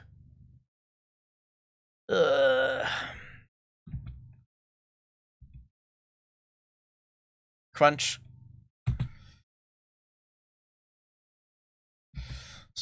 I guess there's another option here, which is that I actually now cripple it. I could charm, recover, flash recover, charm recover trick.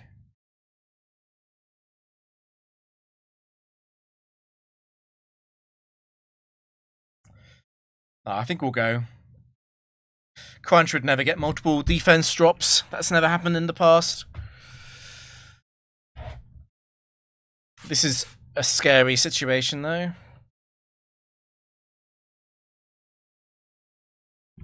Speed is a great start. It's bad.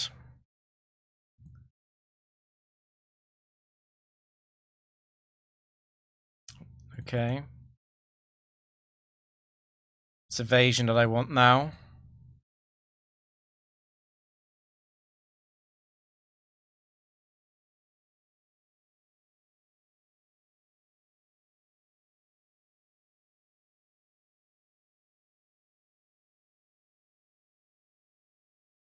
It's a pretty good setup.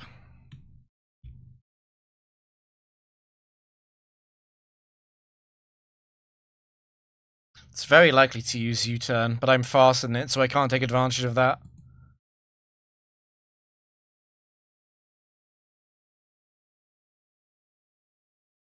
No Empoleon, very sad.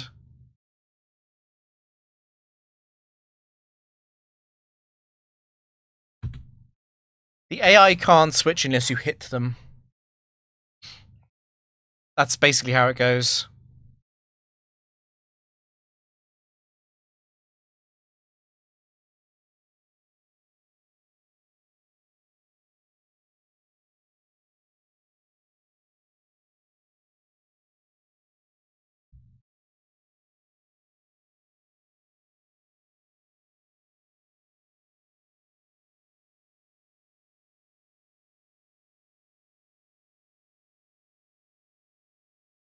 I will use recover, I'll be fully greedy here. There's a tiny chance that the HP on Latias matters later on. A very small chance, obviously, but there's no reason to not heal it.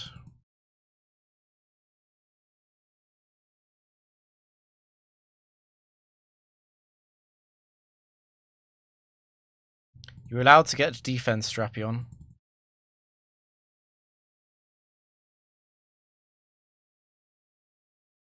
There it is.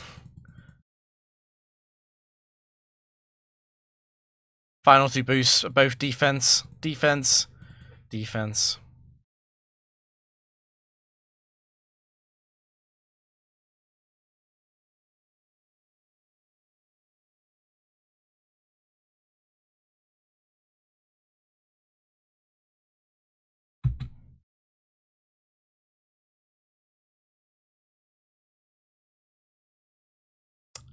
This is a scarier Infernape match. Because the switch-ins here can be a lot more deadly if this is Infernape 1.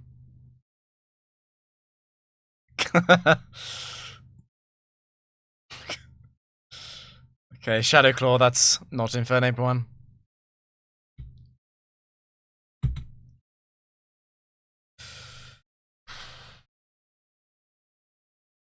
We'll keep Uxie alive, I think.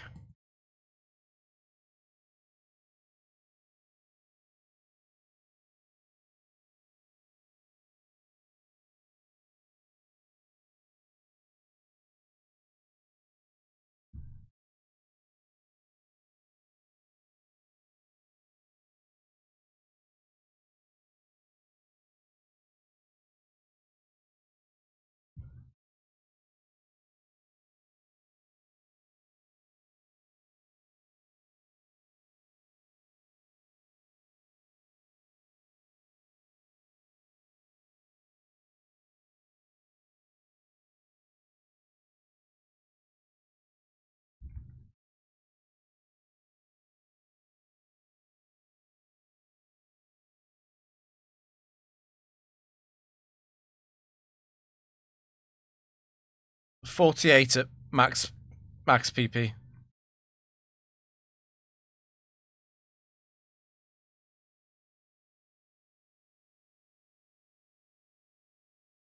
Oh no. Don't send out Gliscor. Okay, egg free, that's fine. It would never explode. It would never explode, it's fine.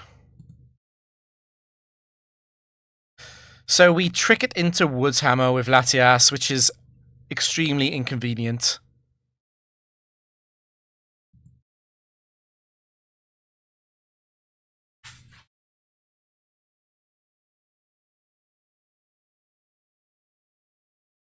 Good start.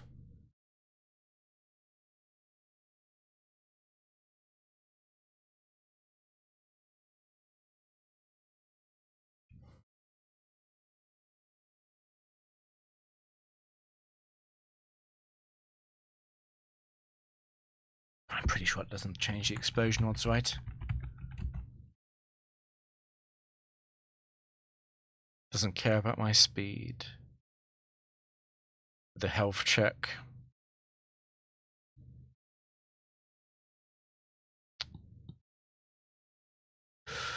Okay, it's very scary if this thing explodes right now, but that's what we wanted to see. Charm. How many boosts is correct? I'm thinking maybe we do another charm. So he can't explode anymore. I think we do another one. And I don't think we use recover. Ah, maybe. It's a bit greedy to do that.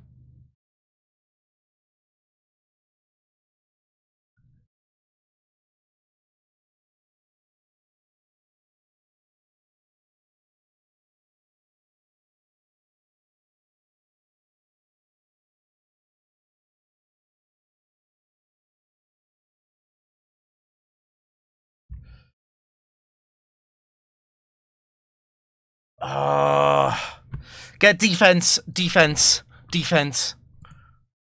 No.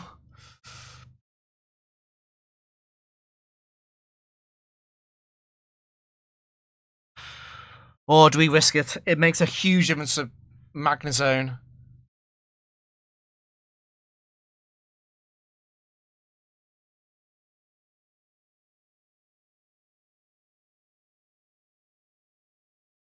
Would this team be better or worse? It would actually be better. It would be better.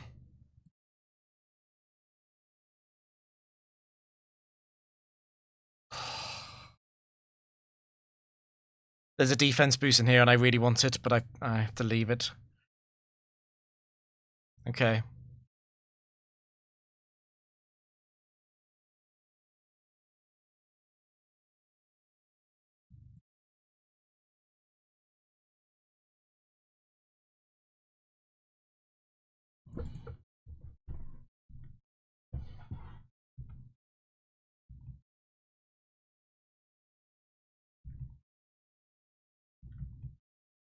If I could trick Pokemon into Crunch, and Crunch had 24 BP instead of 15, I think that would be huge. In terms of getting the Acupressure thing. Scientists are set 2. Set 2s are actually quite scary. That's fine.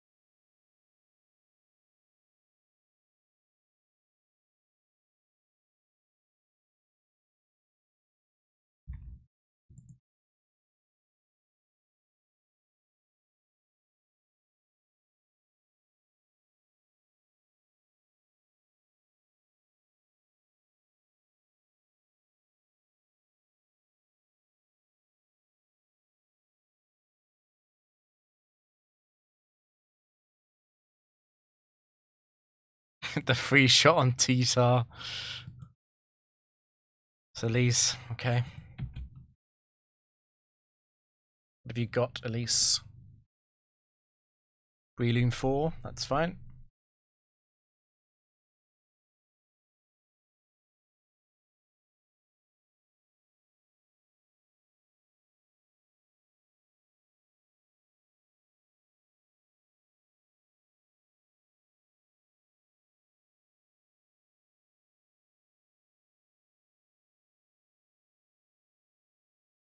I think I stay in.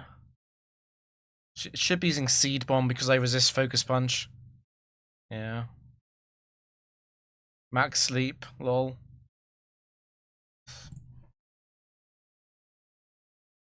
It is busted, yep.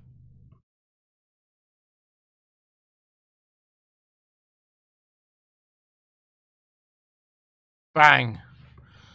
Oh, yeah.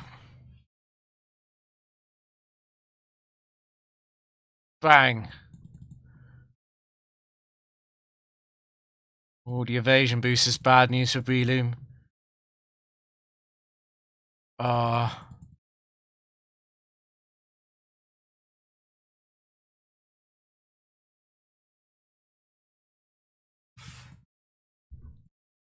If it gets the long sleep every time, I do actually get denied the full setup.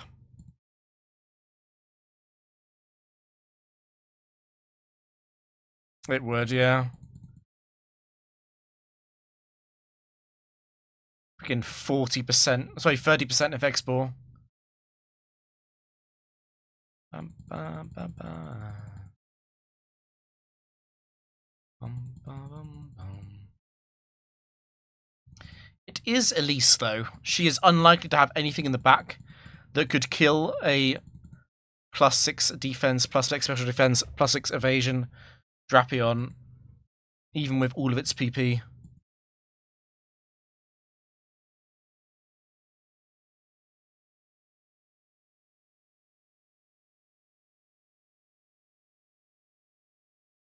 Yeah.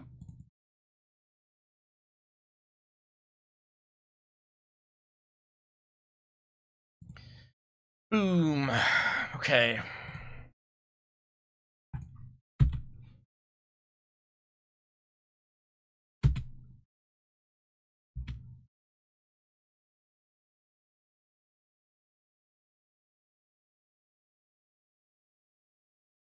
Can I get away with not using Memento here? I don't think I can.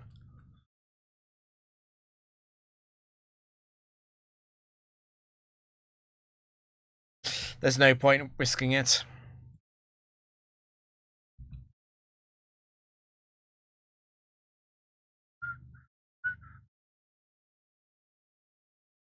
They can here.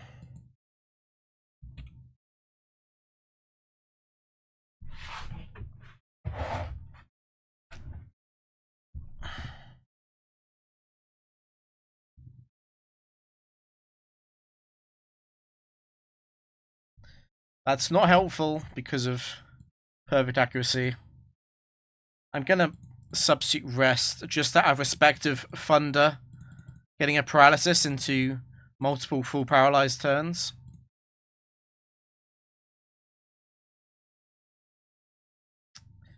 With the special defense boost, it doesn't matter anymore. 1, 2, 3. We would have died.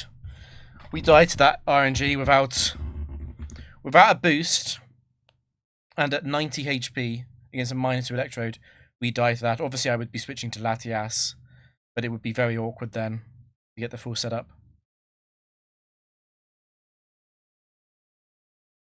It's so easy to underestimate the paralysis kill chance into Drapion.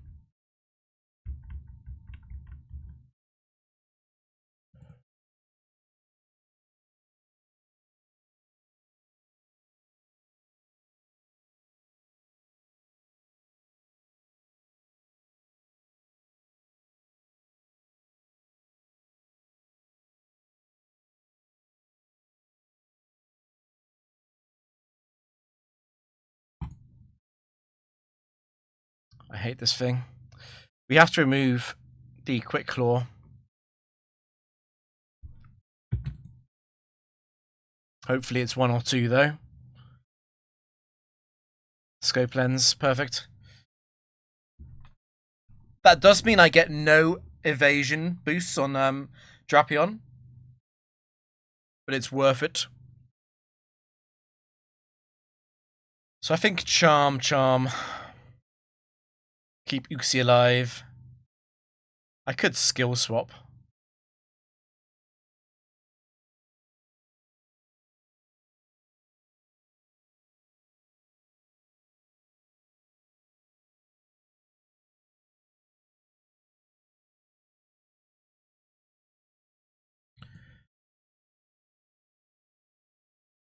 It's going to EQ, and I'm going to go to Latias and recover, I think. Because I want the HP.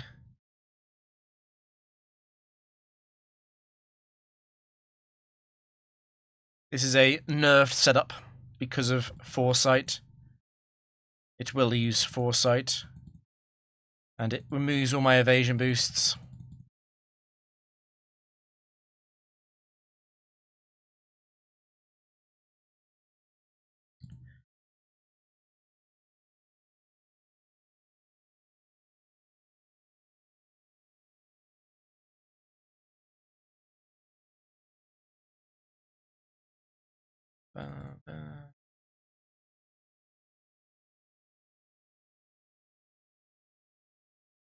Actually, not done it.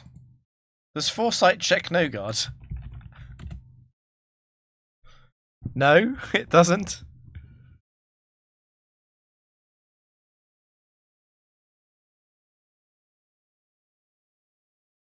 Ah, there it is. I was kind of hoping I'd get it.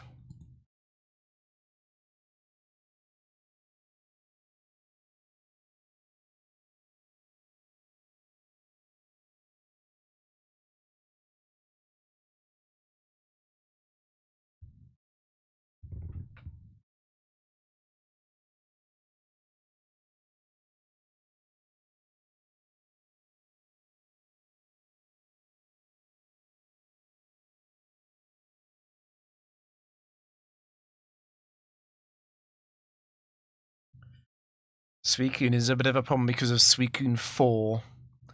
Suicune 4 is a menace. Luckily, I can choice lock it, but I get a much shorter setup.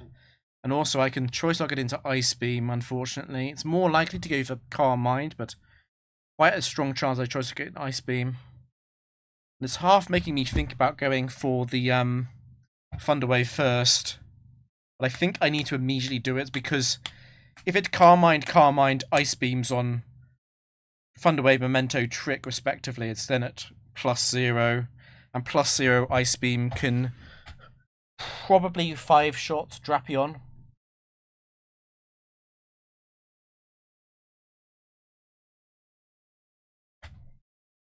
Hopefully it's not Suicune 4, I guess.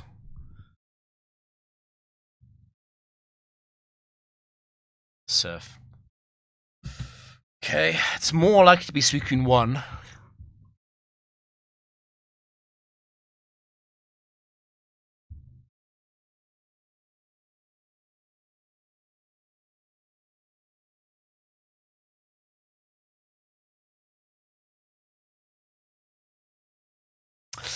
Oh. But it's... Okay, good.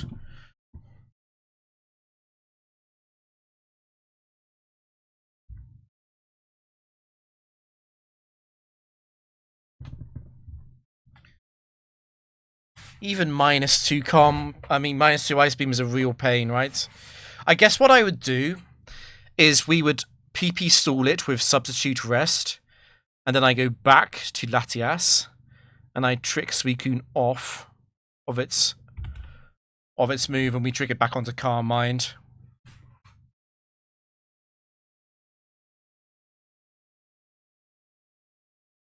So it dies to struggle.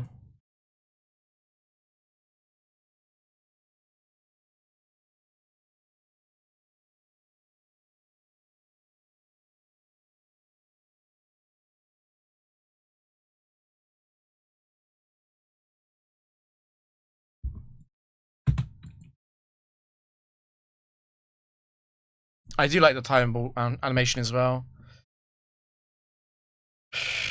Okay.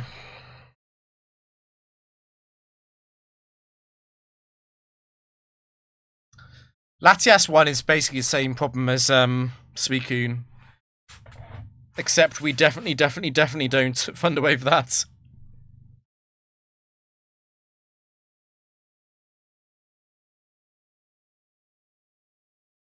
Okay, it's 4.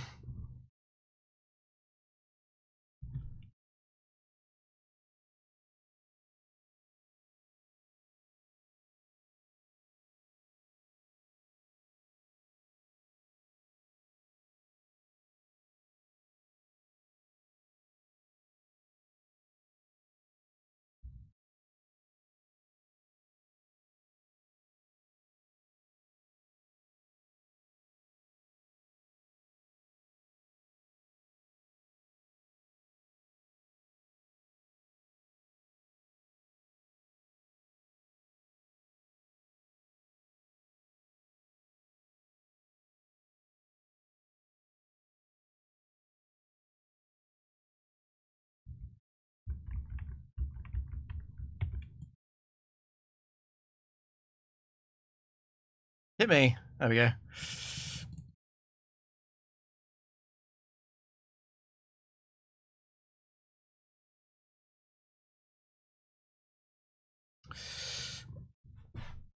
I don't think light screen matters. Like, the obvious thing is Registeel.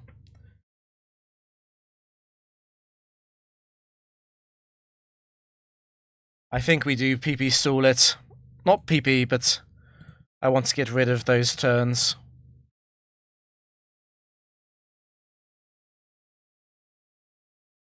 Yeah, it wouldn't have mattered.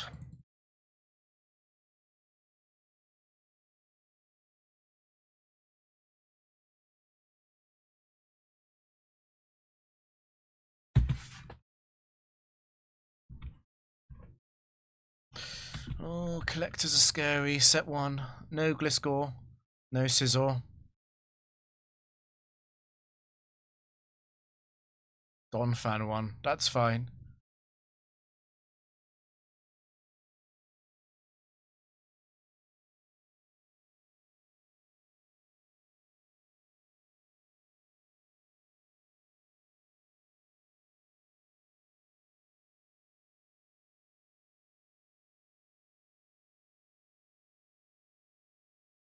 No miss. The poison is annoying. No miss. Okay, nice. We'll come back in and recover that.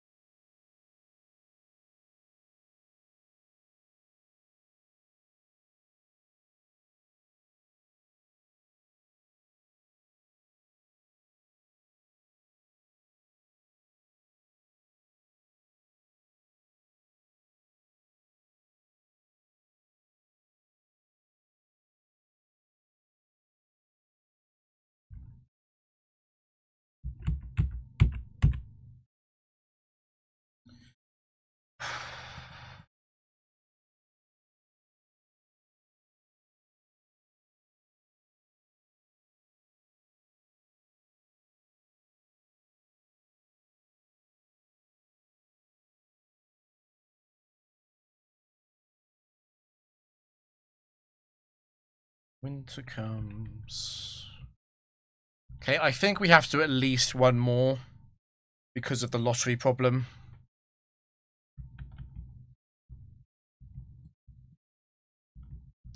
This brings the total up to 42 today, which is honestly a bit on the low side.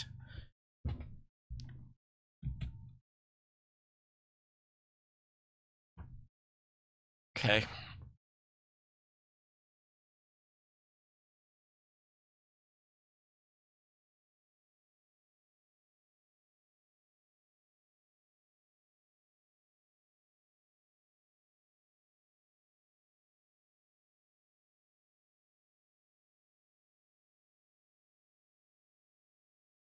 I think it's instant memento because of D Knight 1.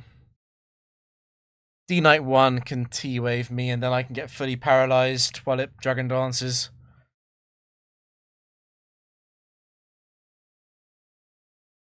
And I can't swap.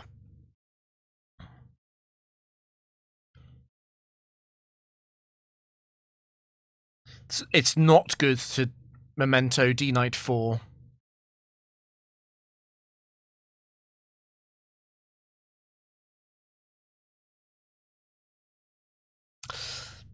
Damn it. Okay.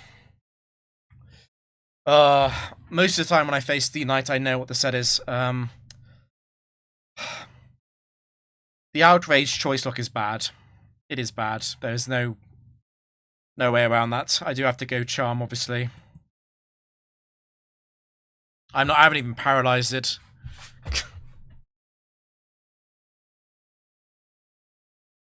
I guess the really bad line would be outrage crit right now. Because then I obviously leave it at -4 only. Come on. Okay.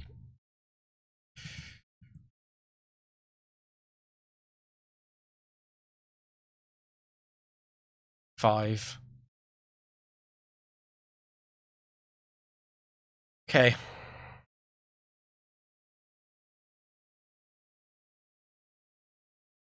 It's weird because I don't really want it to self-hit. Defense would be huge. Evasion even better, maybe.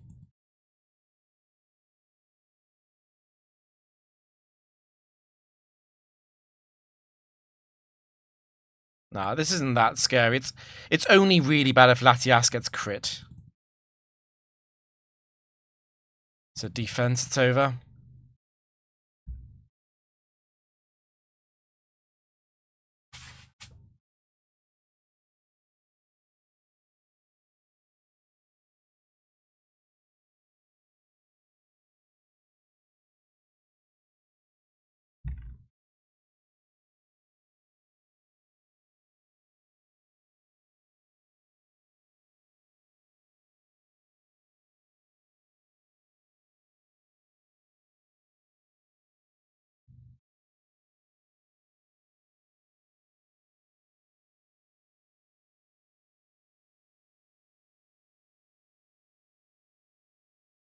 I think I attack before I substitute.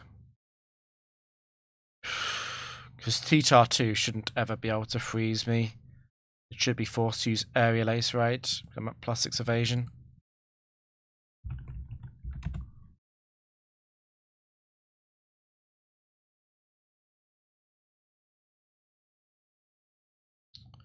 It's not guaranteed. Fuck.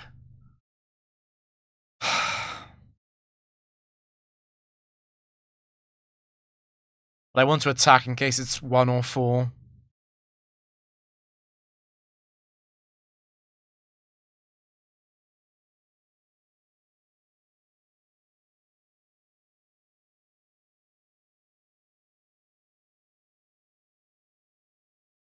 Okay.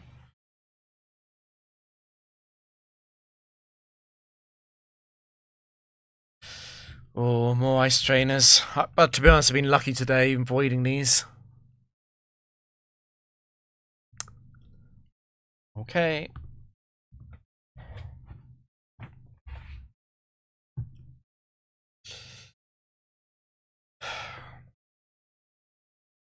I think it is Thunderwave, even with the Ice Beam risk. It's only set 4 that can freeze.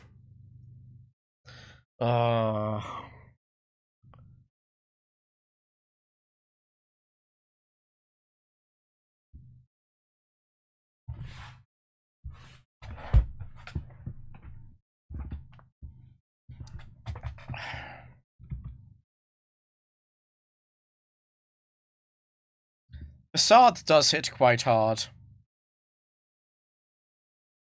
I do need to charm once.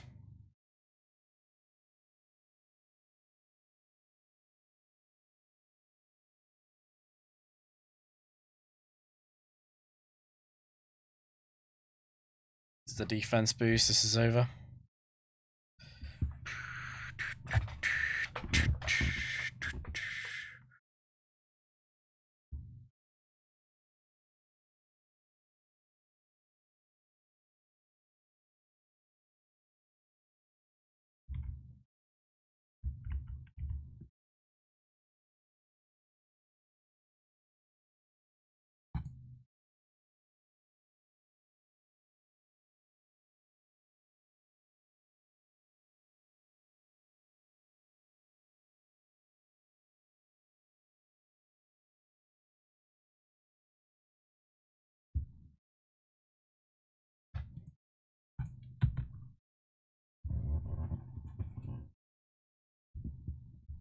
Glalie free.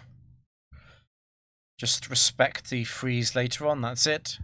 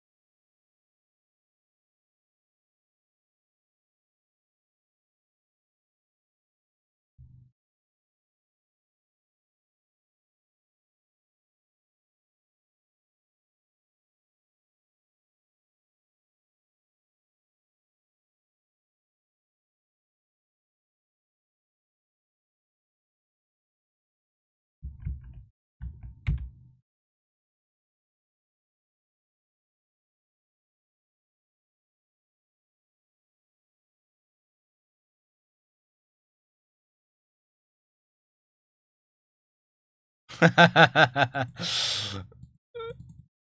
Battle Tower lore. That's right, this is some kind of like mental health asylum, right? This is the insanity asylum. Everyone here is insane, including me. Why am I doing this?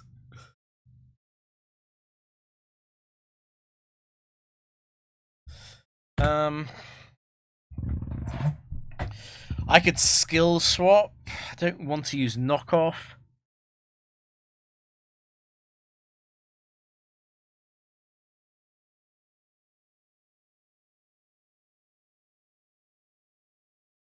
Okay, Stone Edge. Breeding free does hit quite hard. I do need to use at least 2 charms, I think. For the glory.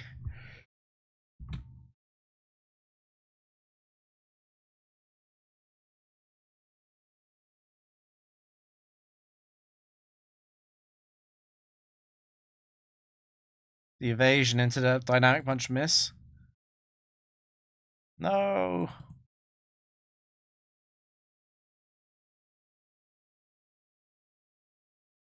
Breloom is gonna fly. Come on, Breloom. Oh, the evasion. The evasion's ruining it, isn't it? We're already at +6.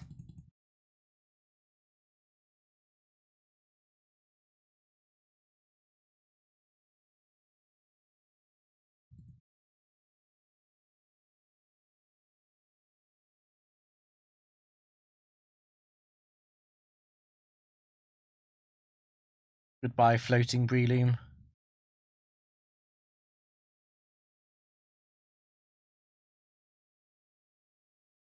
Okay.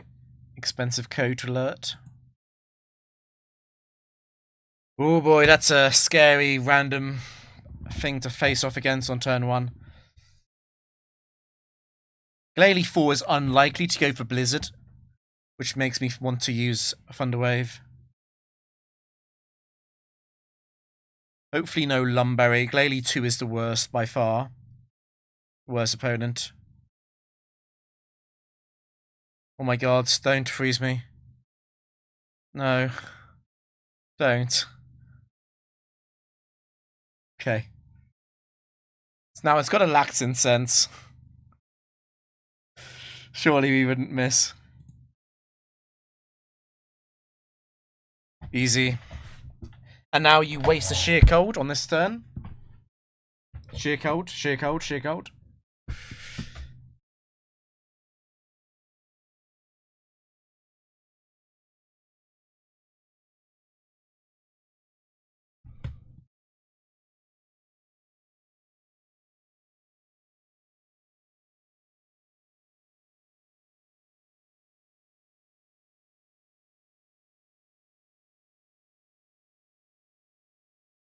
Should be spamming Sheer Cold here.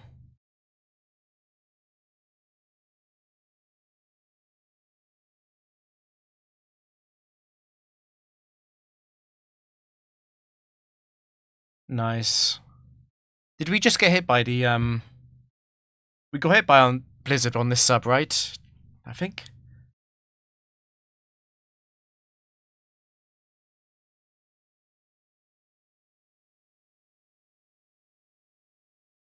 Acupressure behind sub would be nice there, yeah. Luckily this thing is as soon as we hit the memento, this match was over, to be honest.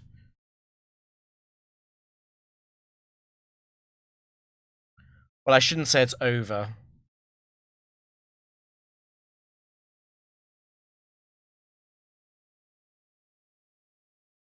There could be Lapras 2 in the back. It is an ice trainer. Is Lapras 2 more common on ice trainers or on PIs? I think it's PIs, right?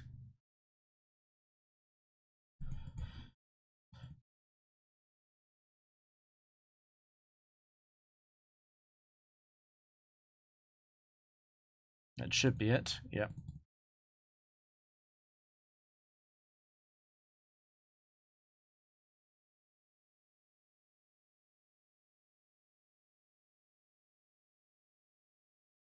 Too classy to use Lapras 2, but not too classy to use a Abomasnow 2.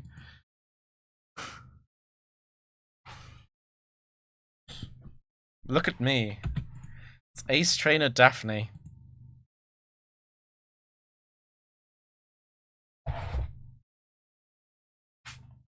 Gyarados.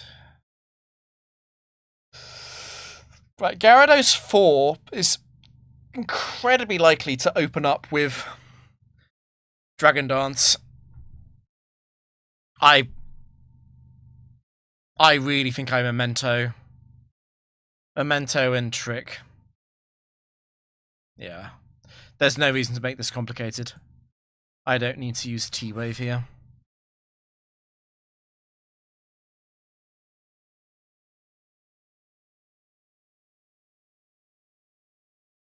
Wow, okay.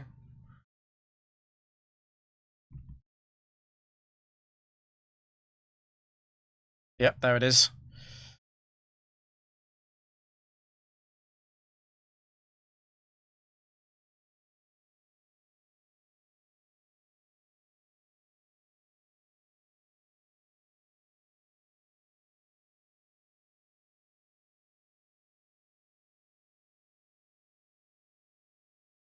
I didn't get defense yet.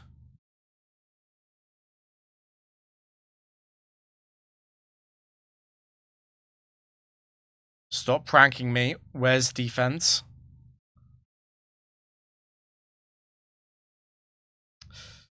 Jesus. How much damage does Struggle do?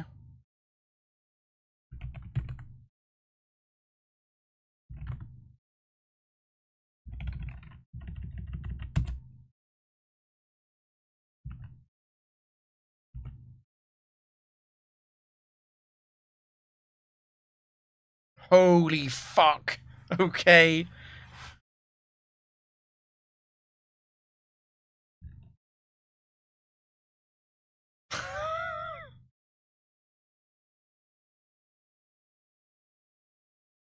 So use it on Trick and the Switch, obviously. Surely I wouldn't choke.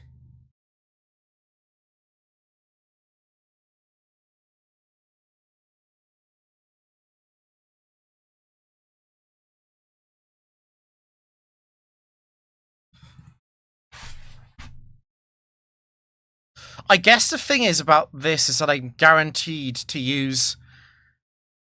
I'm guaranteed to get a defense on 29, which is the same turn he's a struggle. Unfortunately, Gyarados is faster than me, so I actually can't take that risk because I died to struggle into another struggle after the defense boost. This has never happened before. I have never failed to get a defense boost. I can't switch though. Latias dies to struggle as well. So what I do here is I acupressure and substitute. Jesus. I guess if I get defense, I can use more acupressures.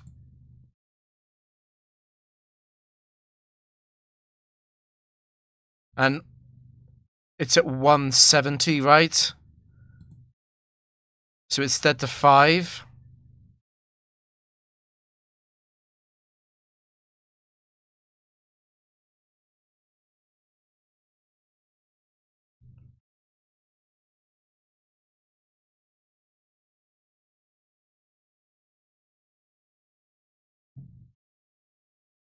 Oh my god.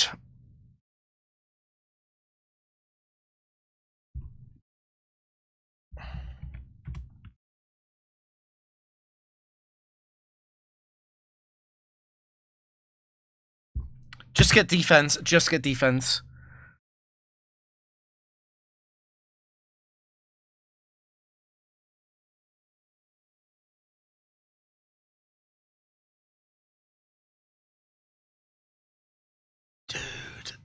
Dude. I'm only 50% to get defense on the last one. I've got 4 boosts left. 3 of them are defense. Oh my god. I have to sub. This is why you run 177 HP, by the way. I will live on 1.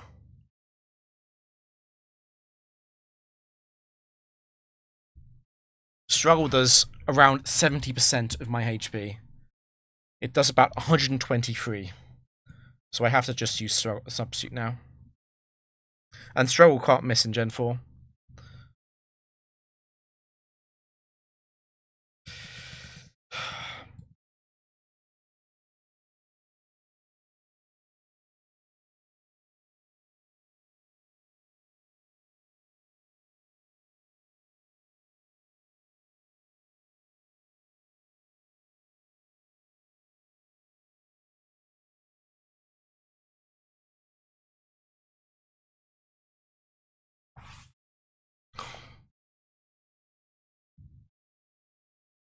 I hate this so much. Gyarados is 170 HP. It's not dead here, either.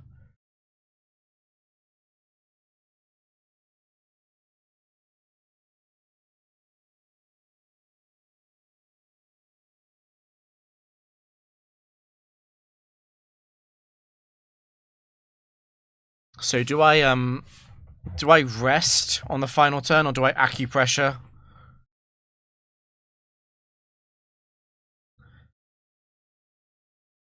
A switch in with the move Earthquake can kill me. Without defense boosts.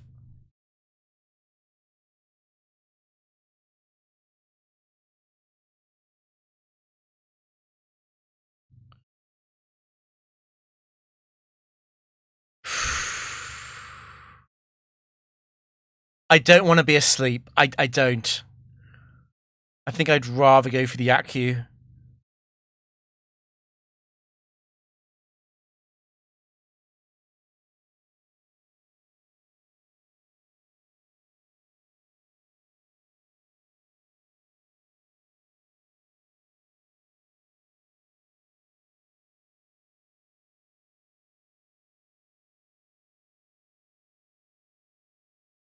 You're joking. I still don't have defense. I've got +6 evasion. Oh my god.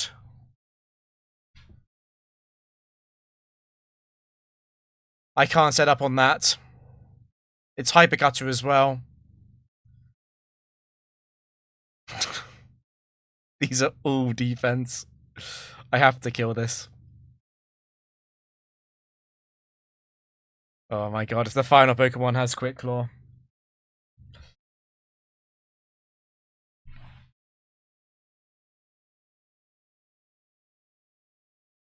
I can't swap.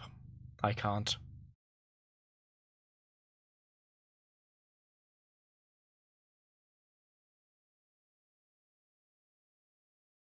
Oh. And Pinsir means nothing. Pinsir Force switched in because of Earthquake. So the last Pokemon could also have Earthquake. Oh my god.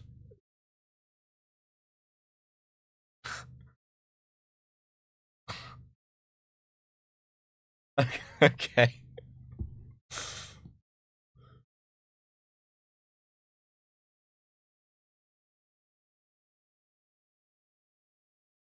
Wow. I'm never doing this again. Next time I trick someone to Dragon Dance, it's gonna be Charm spam.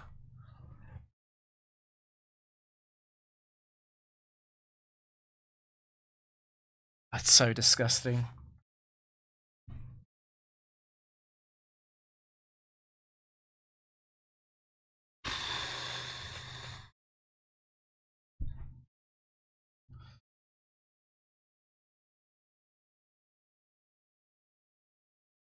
Sniff, sniff.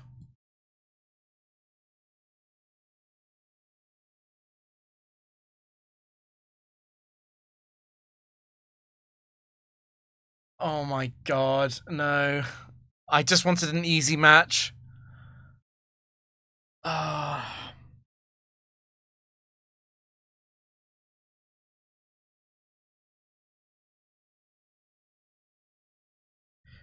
I think it's instant Memento because of Abomasnow 2.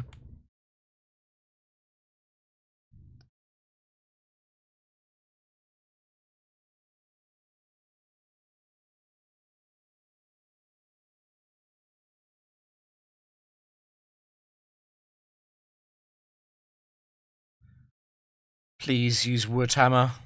Wood Hammer. Yes, okay. This is the easiest one by far. It's still a little bit spooky, but...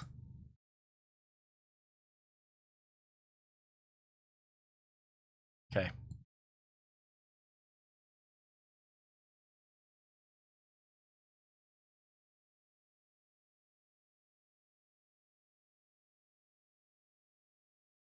It's a tiny bit careful because I don't chip heal here. I'm used to chip healing and not having to worry about my HP total.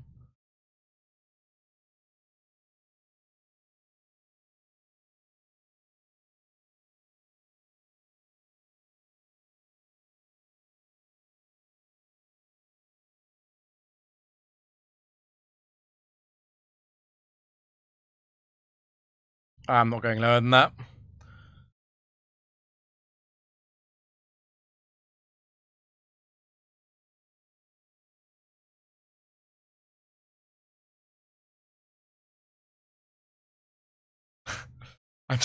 I'm so glad I was counting the defense boosts against that Gyarados.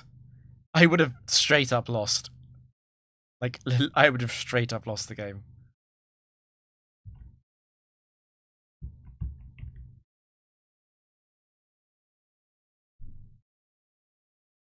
I could have tricked back and charmed and everything, but you know, 99% of the time, it's just the faster free win to go Drapion.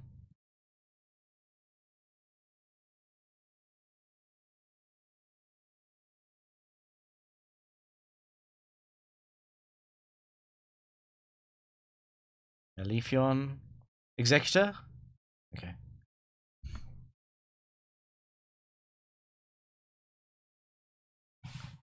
We're going to do a bonus one.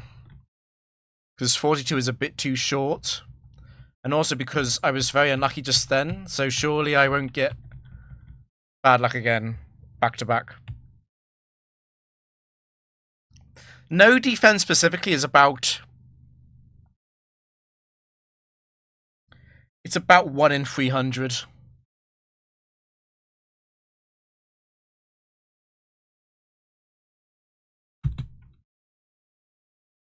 Kecleon. Are you gonna trick? I think you're gonna trick.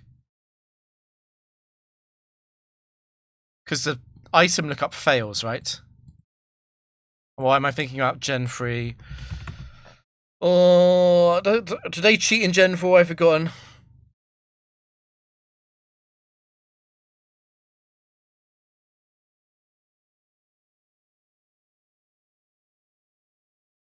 I think in Gen 4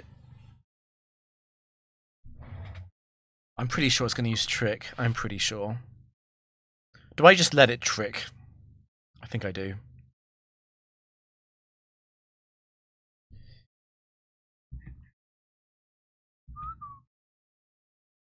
And it never steals my item back, right?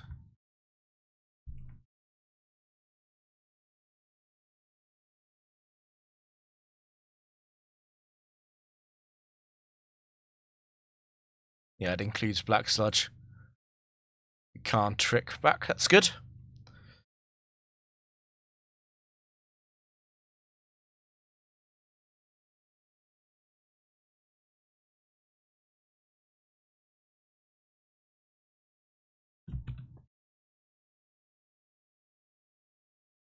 Bro.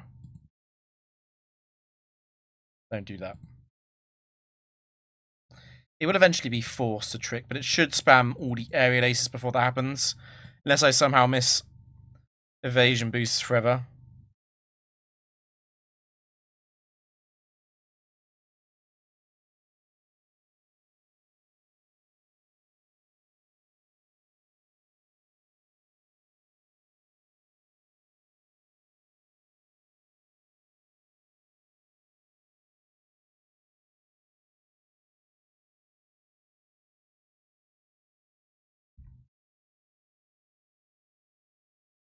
Thanks, VBs.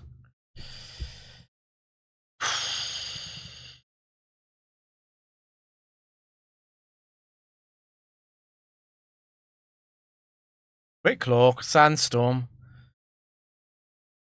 But on CISO's stream earlier, there was no Quick Claw activations.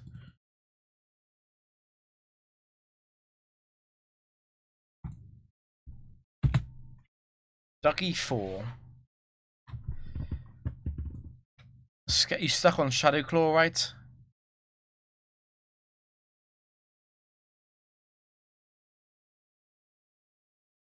I think I want to skill swap though. I don't think I'd ever be swapping out multiple times, but I don't want to be trapped.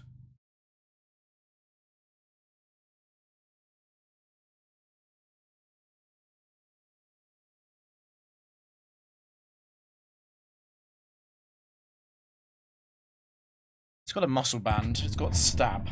But I don't think I actually have to respect that.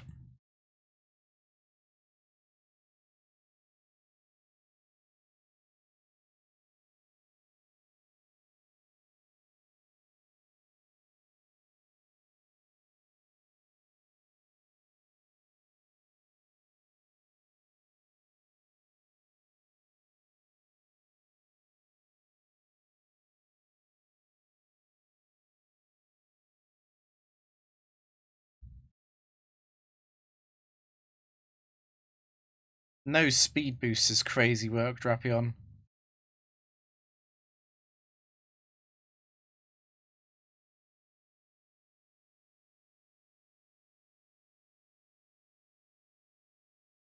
You're gonna all of the speed boosts at the end. Oh, it did one early. Both speed.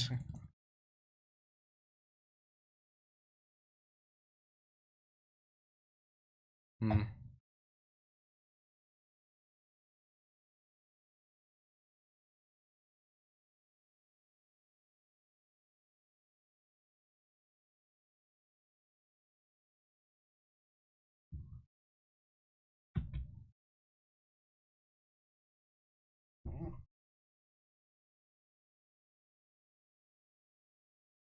Okay.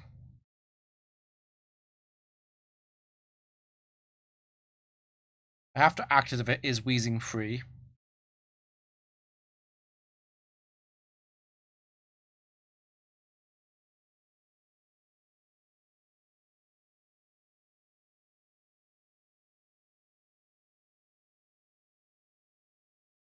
Okay.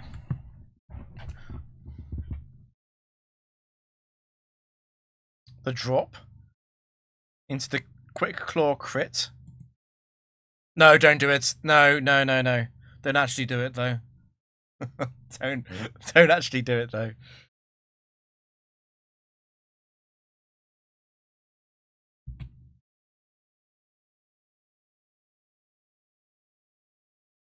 And now the quick claw destiny bond. Just as I'm about to kill it.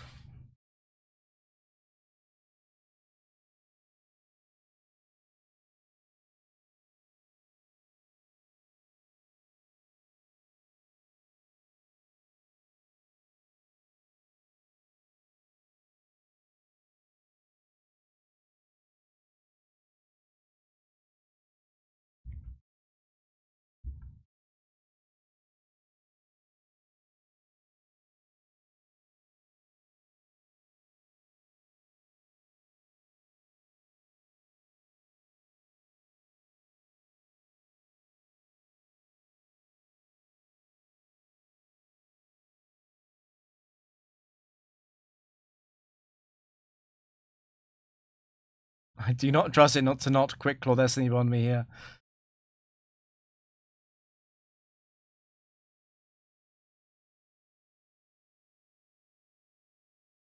It's still got 2 left, bruh.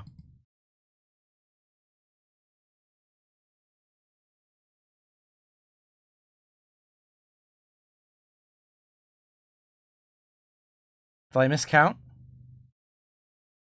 I'm pretty sure it's still got 1 left.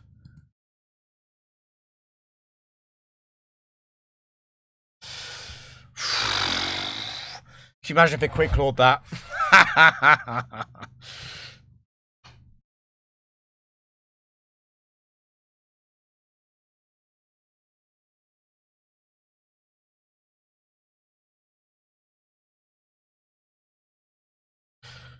Yeah, that's a silent killer, isn't it? Perhaps it's better not to paralyze Wheezing, but I don't want to let Wheezing free get through, so I have no choice against unknown Wheezing, but against Wheezing 4 I probably don't want to do that way. Umbreon. Bum, ba-da-ba.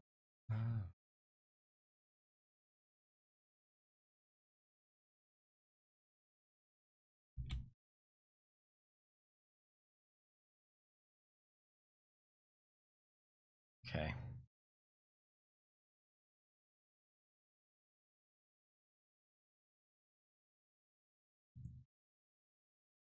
What is my item? Okay, that's fine.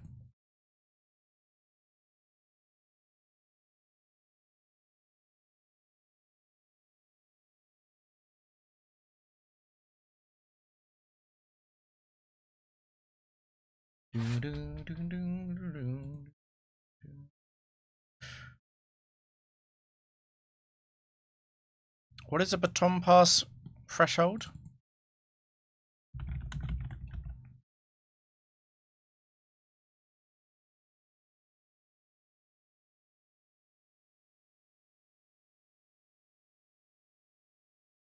We've passed it. Okay.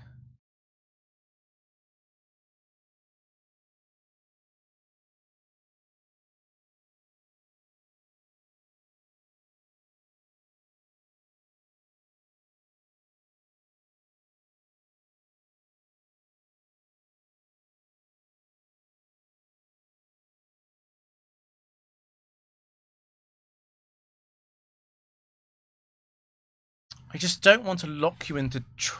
I don't want to lose my item, basically, in case it's Carmine Espeon. I think I'll switch. Okay.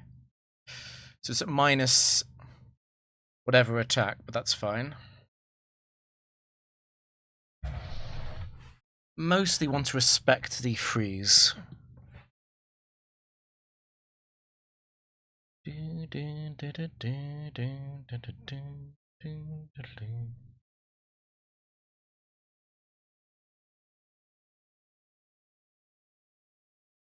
I think I just memento here.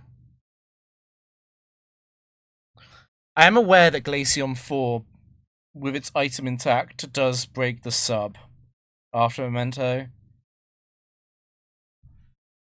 I still think that's best.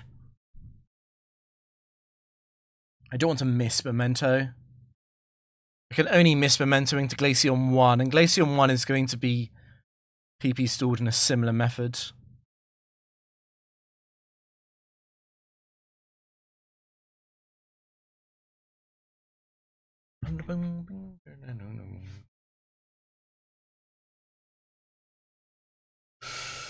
Okay.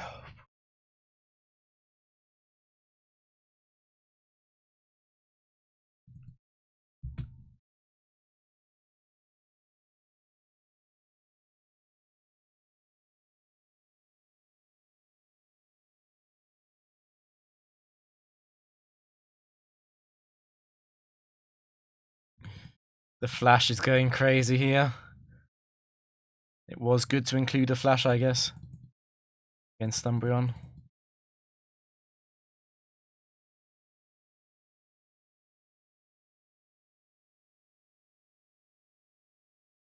Ba-bam, ba-bam.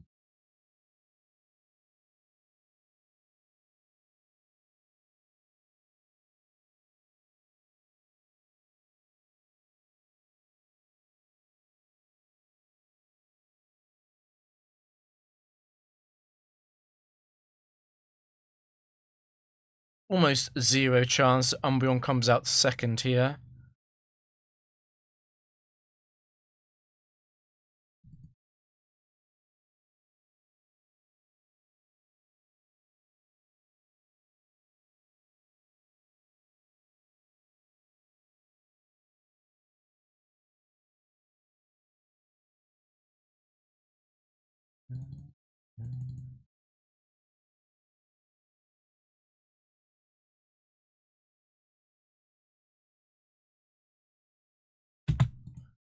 Miranda.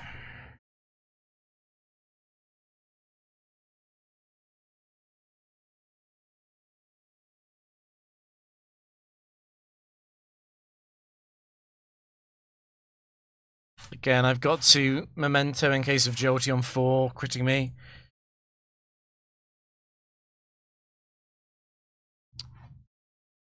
Is Jolteon 4. Jolteon 3 always uses Thunder over Shadow Ball.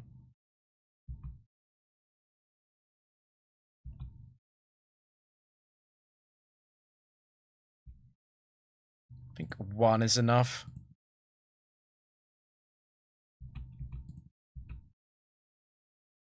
Attack, attack. Attack. Okay. Speed. Speed is very nice. I think I'm going to go for the sub-rest line now. What really sucks about attack, attack, attack is that Signal Beam Confuse is now a huge threat. Evasion is nice, but special defense is... It's honestly defense which is more important than anything else right now.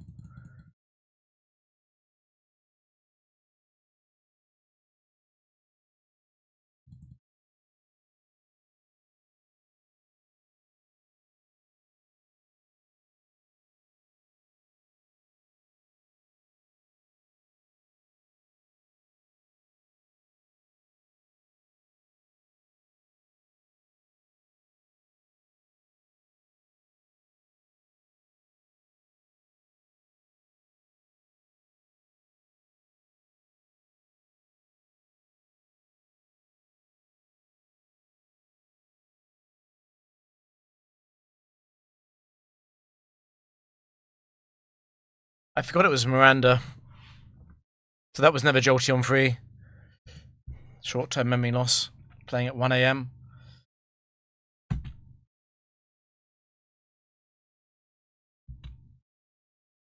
have to react as if it's Vileplume free.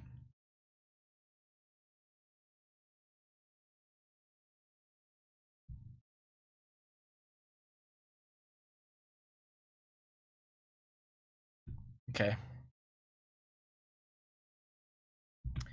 It's female, so this will be annoying.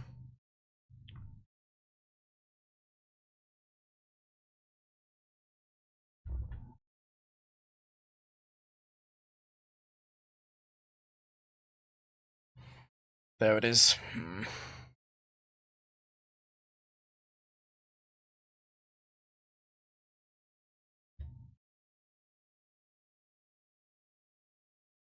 How much love is needed to completely deny the setup here? It's still got 9 double teams. I should be fine.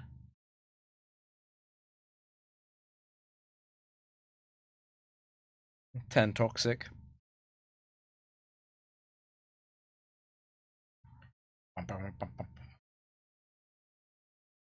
It's a very attractive Vileplume, apparently.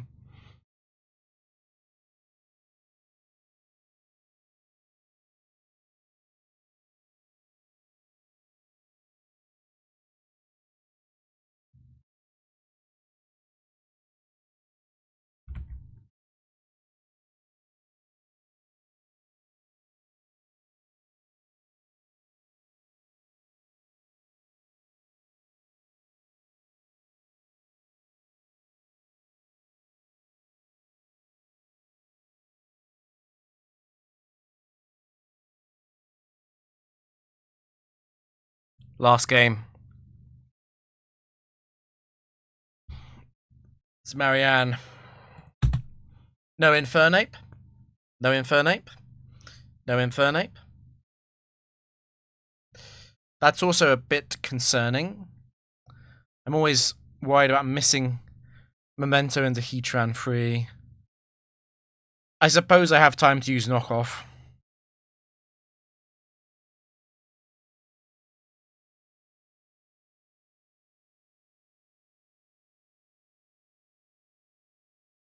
Oh my god, it is free. Okay.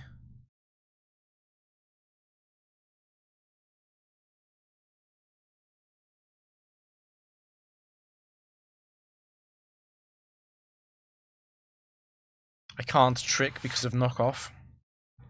Trick won't work. I'll have to use Flash. Earth Power is a bit of a threat here, actually.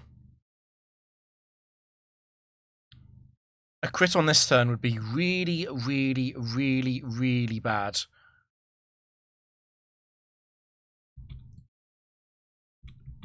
Perfect.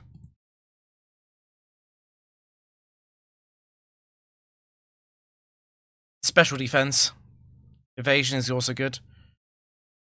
No drop, no drop, no drop. Good.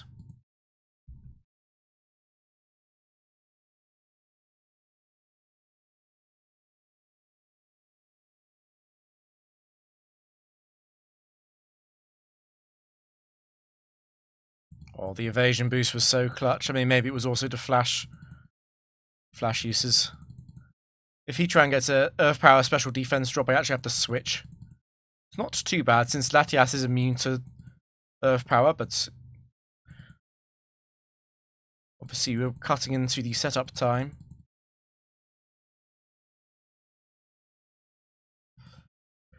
Okay.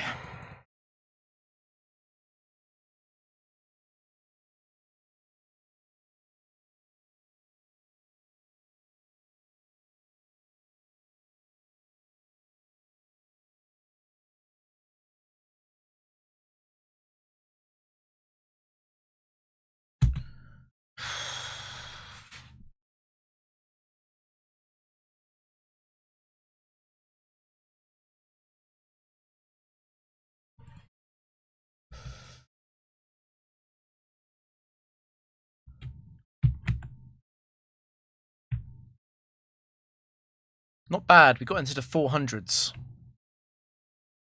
We're like... There's still a long way to go. We're like, yeah, a bit over 16% of the way there. 16%.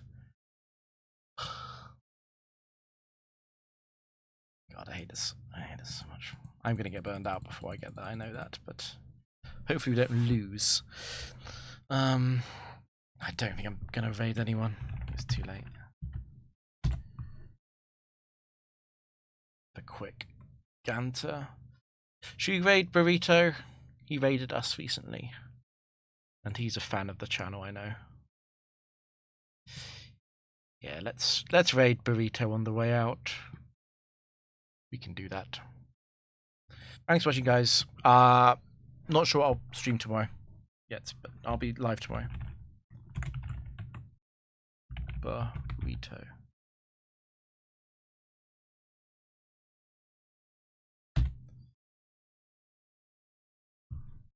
This channel is intended for mature audiences. Cool. See you later, guys. Enjoy Platinum Kaizo.